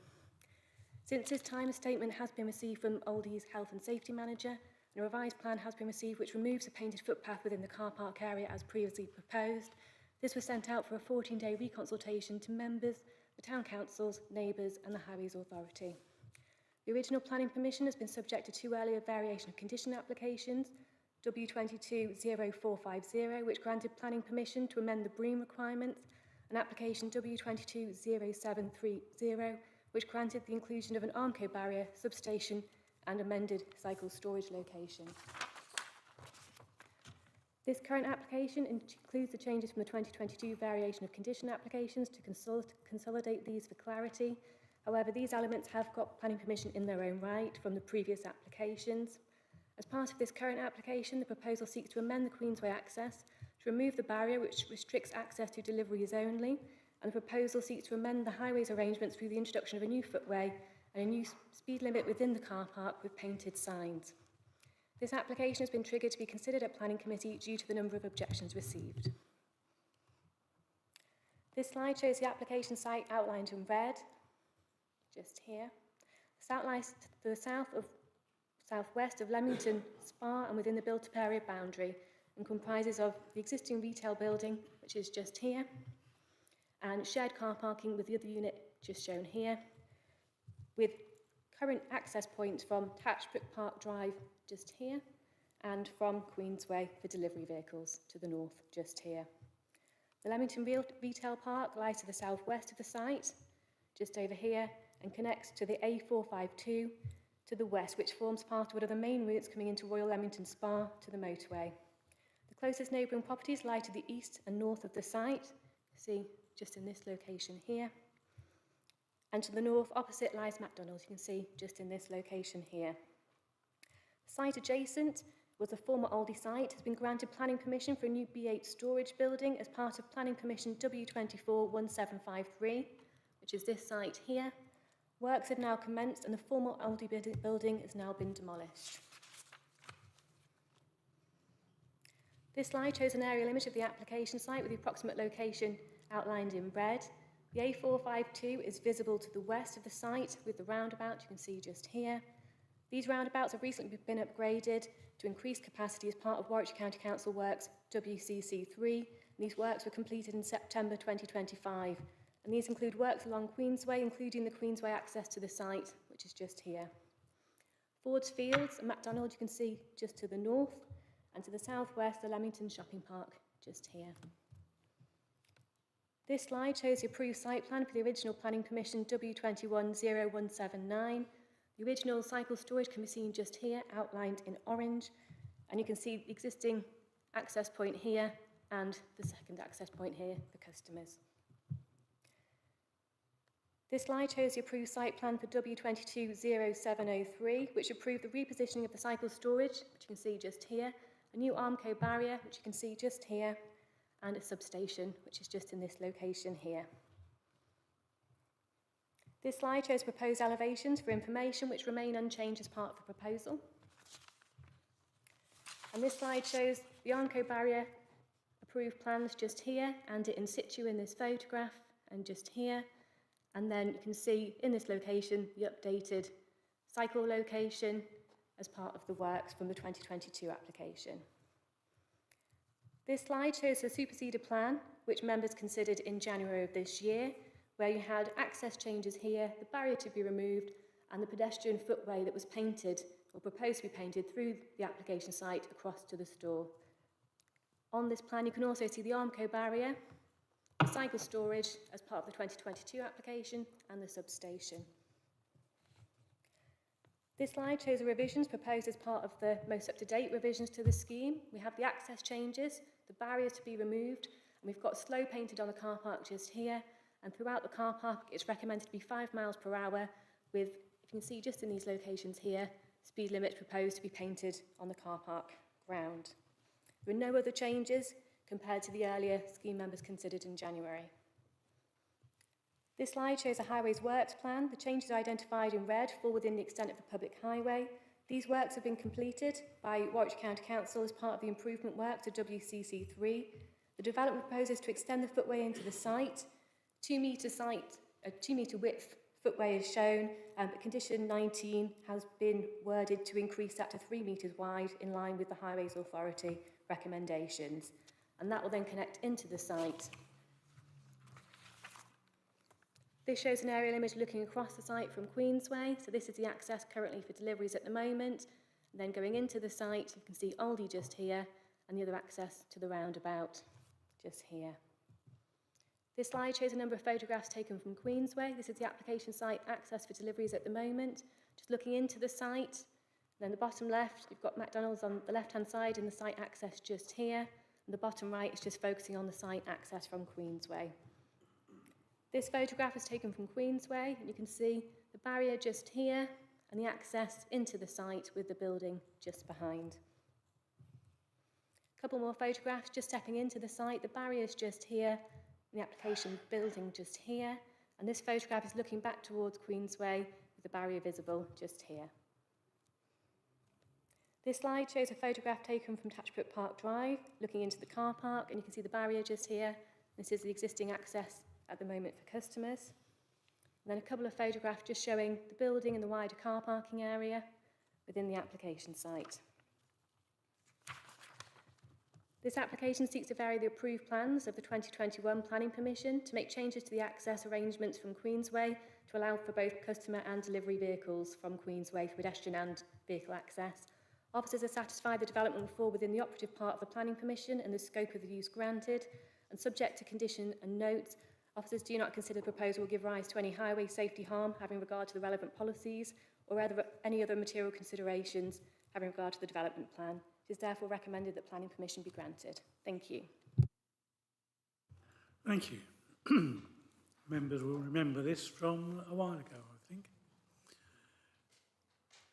Councillor Hazelwood. Yeah, just clarification. So I think it's on page 11 of the report, it says that Warwickshire County Council Highways Authority consider the 3 metre footway can be conditioned and recommend that the painted footpath be on the other side of the car park, space protected, but have not objected because it's on private land. So my interpretation was that as they were advising, it would be better to have the footway on the other side of the car park, but since it's private land, it's not for them to advise on that. So do you interpret that, please? So since the application was considered in January, there have been meetings with the Highways Authority and the applicant for this application, and we were looking for further information. So as a result of that, the Health and Safety Manager for Aldi has done an assessment, and that came in as part of the amendments to this scheme. The recommendations in relation to highway safety and the pedestrian vehicle conflict within the site was to recommend enhancements in the form of a 5 mile per hour speed limit, to remove the painted footway that was previously proposed in this location here, because most people would be using the desire lines rather than going along in a fixed direction. So it was recommended that based on the assessment of the Health and Safety Manager, that there wasn't the conflict there, and this would be the best arrangement, was to remove the painted footpath, put more signage on the floor in terms of 5 miles per hour to try and help and enhance the current arrangement. And we've considered on that basis, and Highways has raised no objection. Thank you. Dixon. Thank you. Thank you for this report and all the work that's gone into it. Am I right that this would be a permanent change, that there would be no possibility to grant permission on a temporary basis just to see how it works, and if it causes a problem, then somehow to try to stop it and put the barrier back. This is permanent change that's being proposed in this case, and that's how we've considered it. And there's no restriction proposed to require people to reverse park in. I know that's not popular amongst shoppers because you need access to the boot, but very often anyway. It's not been recommended as part of the health and safety manager assessment of the site. The recommendations put forward are considered to be enhancements to the existing arrangement, which they consider to be acceptable when considering pedestrian and vehicle conflict within the site. Councillor Phillips. Thank you. I think this starts to address the concerns of how we manage the mix of vehicles and pedestrians. And now we actually don't have a pedestrian path. I think it's actually safer. I believe it's Netherlands or it might be Germany that actually do roundabouts and crossings with pedestrians where they don't have any markings on the road. And that's actually worked out safer than if you have markings on the road, people would assume that it's safe just to walk up there. So I think this has addressed much of my concerns. I do agree with Councillor Dixon that it would be ideal to have reverse parking here, but I think it's practically probably not going to be possible. And if Audi have reviewed that, and I believe that is the case from what you just said, then I'm broadly inclined to think this is a better proposal and to support the report.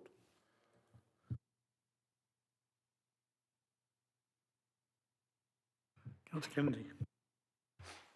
Thank you. I tend to agree that it's better, but my concern with shared spaces, which I think Councillor Phillips is referring to, and experience in Poynton in Cheshire, where they introduced that at a major junction, was that it's of great difficulty for people with visual impairments, and that therefore creates problems. But my other question is, and maybe the highways officer can advise on this, I recently visited the HS2 BBV compound at Berkswell, and there was a requirement that all cars in parking places should reverse in so that they could have look out for pedestrians coming out. And that was in a major construction site where obviously they're completely focused on safety at all times. And I'm interested to know whether the Highways Authority advises people setting up car parks like this on the question of how cars are parked, whether they should be reversed in or not, and whether that's something that could be advised to Aldi.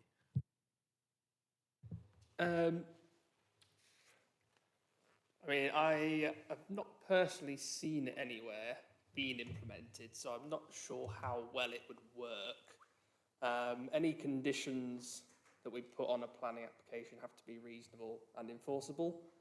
I would query whether that would in fact be enforceable or easily enforceable.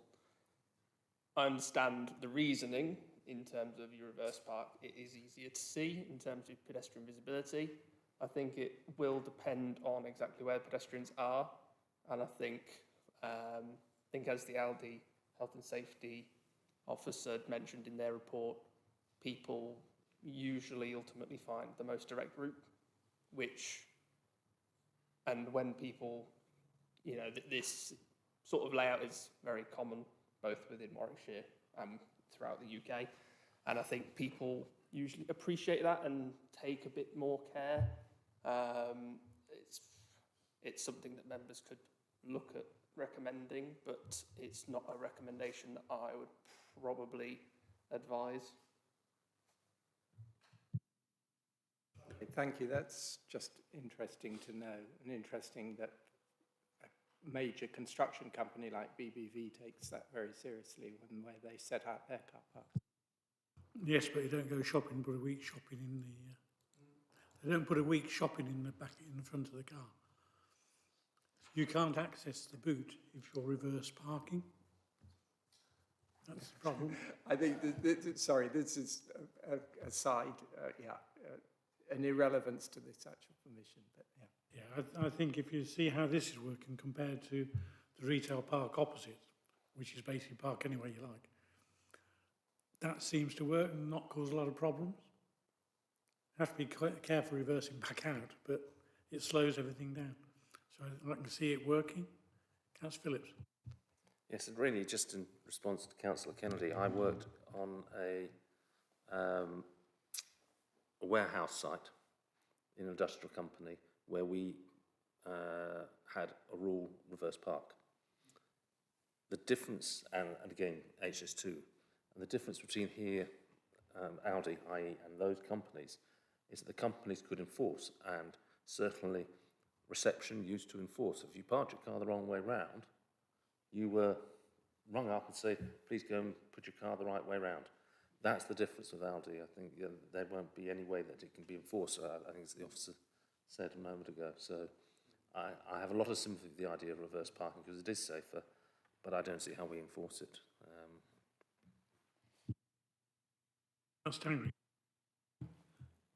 Just coming on the Councillor Kennedy's point, I have really seen a lot of parking in Bristol area, Cheshire area, reverse parking, where they're, even in the offices, where they encourage you, not even, sorry, encourage you, this is a kind of mandatory, you have to do reverse parking, and they have zero accidents over the site and on the offices.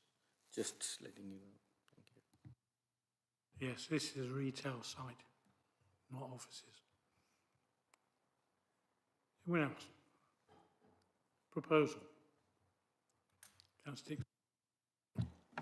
Thank you, Chair. Yes, I'm satisfied to propose in line with the officer's recommendations and the conditions. Thank you. Do I have a seconder? Councillor Phillips. All those in favour, please show.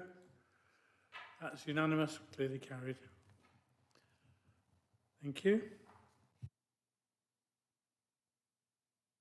We then move on to agenda item 8 and 9, because that includes listed building. Wish to declare interest?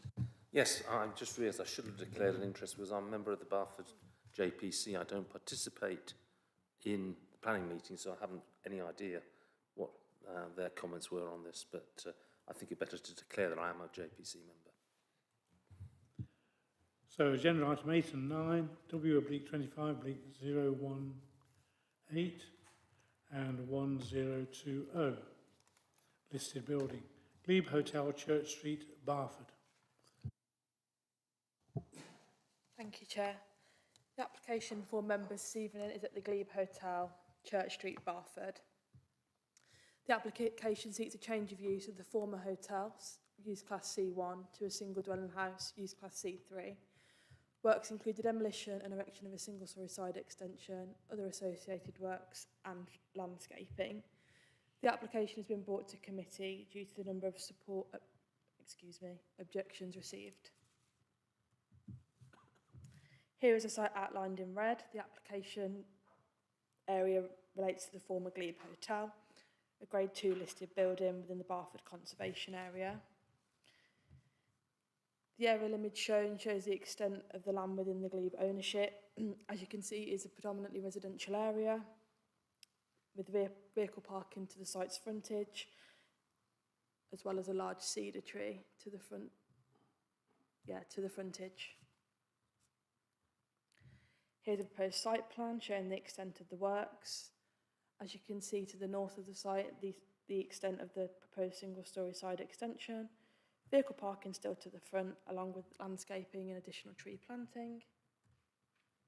Moving to the front elevation, again on the right-hand side, you can see the extent of the single-storey side extension. Moving to the rear elevation. Existing and proposed side elevations. And the floor plans. You've got ground floor, first floor and second floor plans. And a proposed landscape scheme. Here is the site prior to the demolition of modern extensions, which have now taken place. Extent of the demolitions, as you can see on the right-hand side, stands the glebe without any sort of alteration. So that's how it would have stood historically. And again, extent of the demolition approved as part of the previous appeal. And then just moving on to the wider street scene. So summary of main points. The application site relates to a Grade 2 listed building, which lies within the Barford Conservation Area. The proposals are considered acceptable in principle and in accordance with Local Plan Policy H1. The amended design is not considered to harmfully impact the setting of the listed building nor the wider conservation area, and the amended proposals are considered to result in an acceptable impact on the amenity of neighbouring uses and future occupiers. There are no changes to the access, which would compromise highway safety, and on that basis, the application is recommended for approval. Thank you. Members? Councillor Dray. And what exact measures will be enforced to protect the iconic Lebanon cedar and other mature trees on the property from heavy machinery and ground compaction during ongoing construction? Will there be a strict landscaping condition ensuring lost hedgerows and trees are replaced with native species?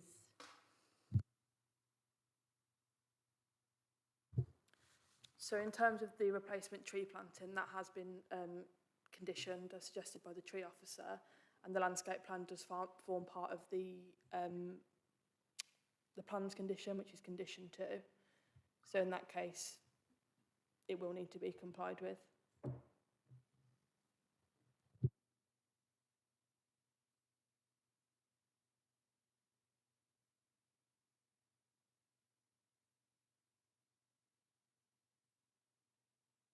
If there are no other questions, I would like to propose that we grant planning permission in line with officer's recommendations and the conditions attached.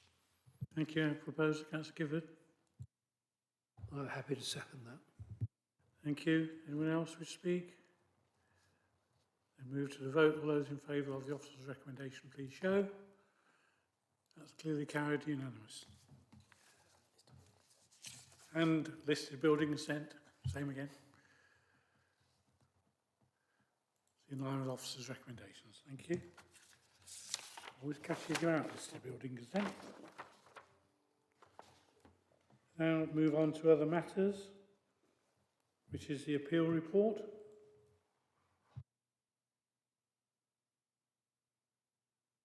No questions? There's something else I've seen as well. We're going to have a report on our findings that we were sort of give us. I think Carrie Fisher has circulated a letter, but yeah, good news in terms of the Ministry of Housing and Local Government have confirmed that we are not being taken into special measures. So there were 9 other authorities that have been, but we're not one of them. And in fact, the way that the correspondence has been written is that we probably shouldn't have been being considered in the first place. So, good news. The government admits a mistake. Any questions, Councillor Phillips? Yes, and thank you to officers. I thought, I presume Mr Fisher, it was under his name, he drafted it. Thank you for a very good letter to the MHCLG, and I'm glad they saw common sense. I'm just clarify for me, I'm right in thinking it's a 30-month look back, and they look at to see how many decisions we have, major points we have decisions we have turned down. Is that right, 30 months? I'm not sure about the time period.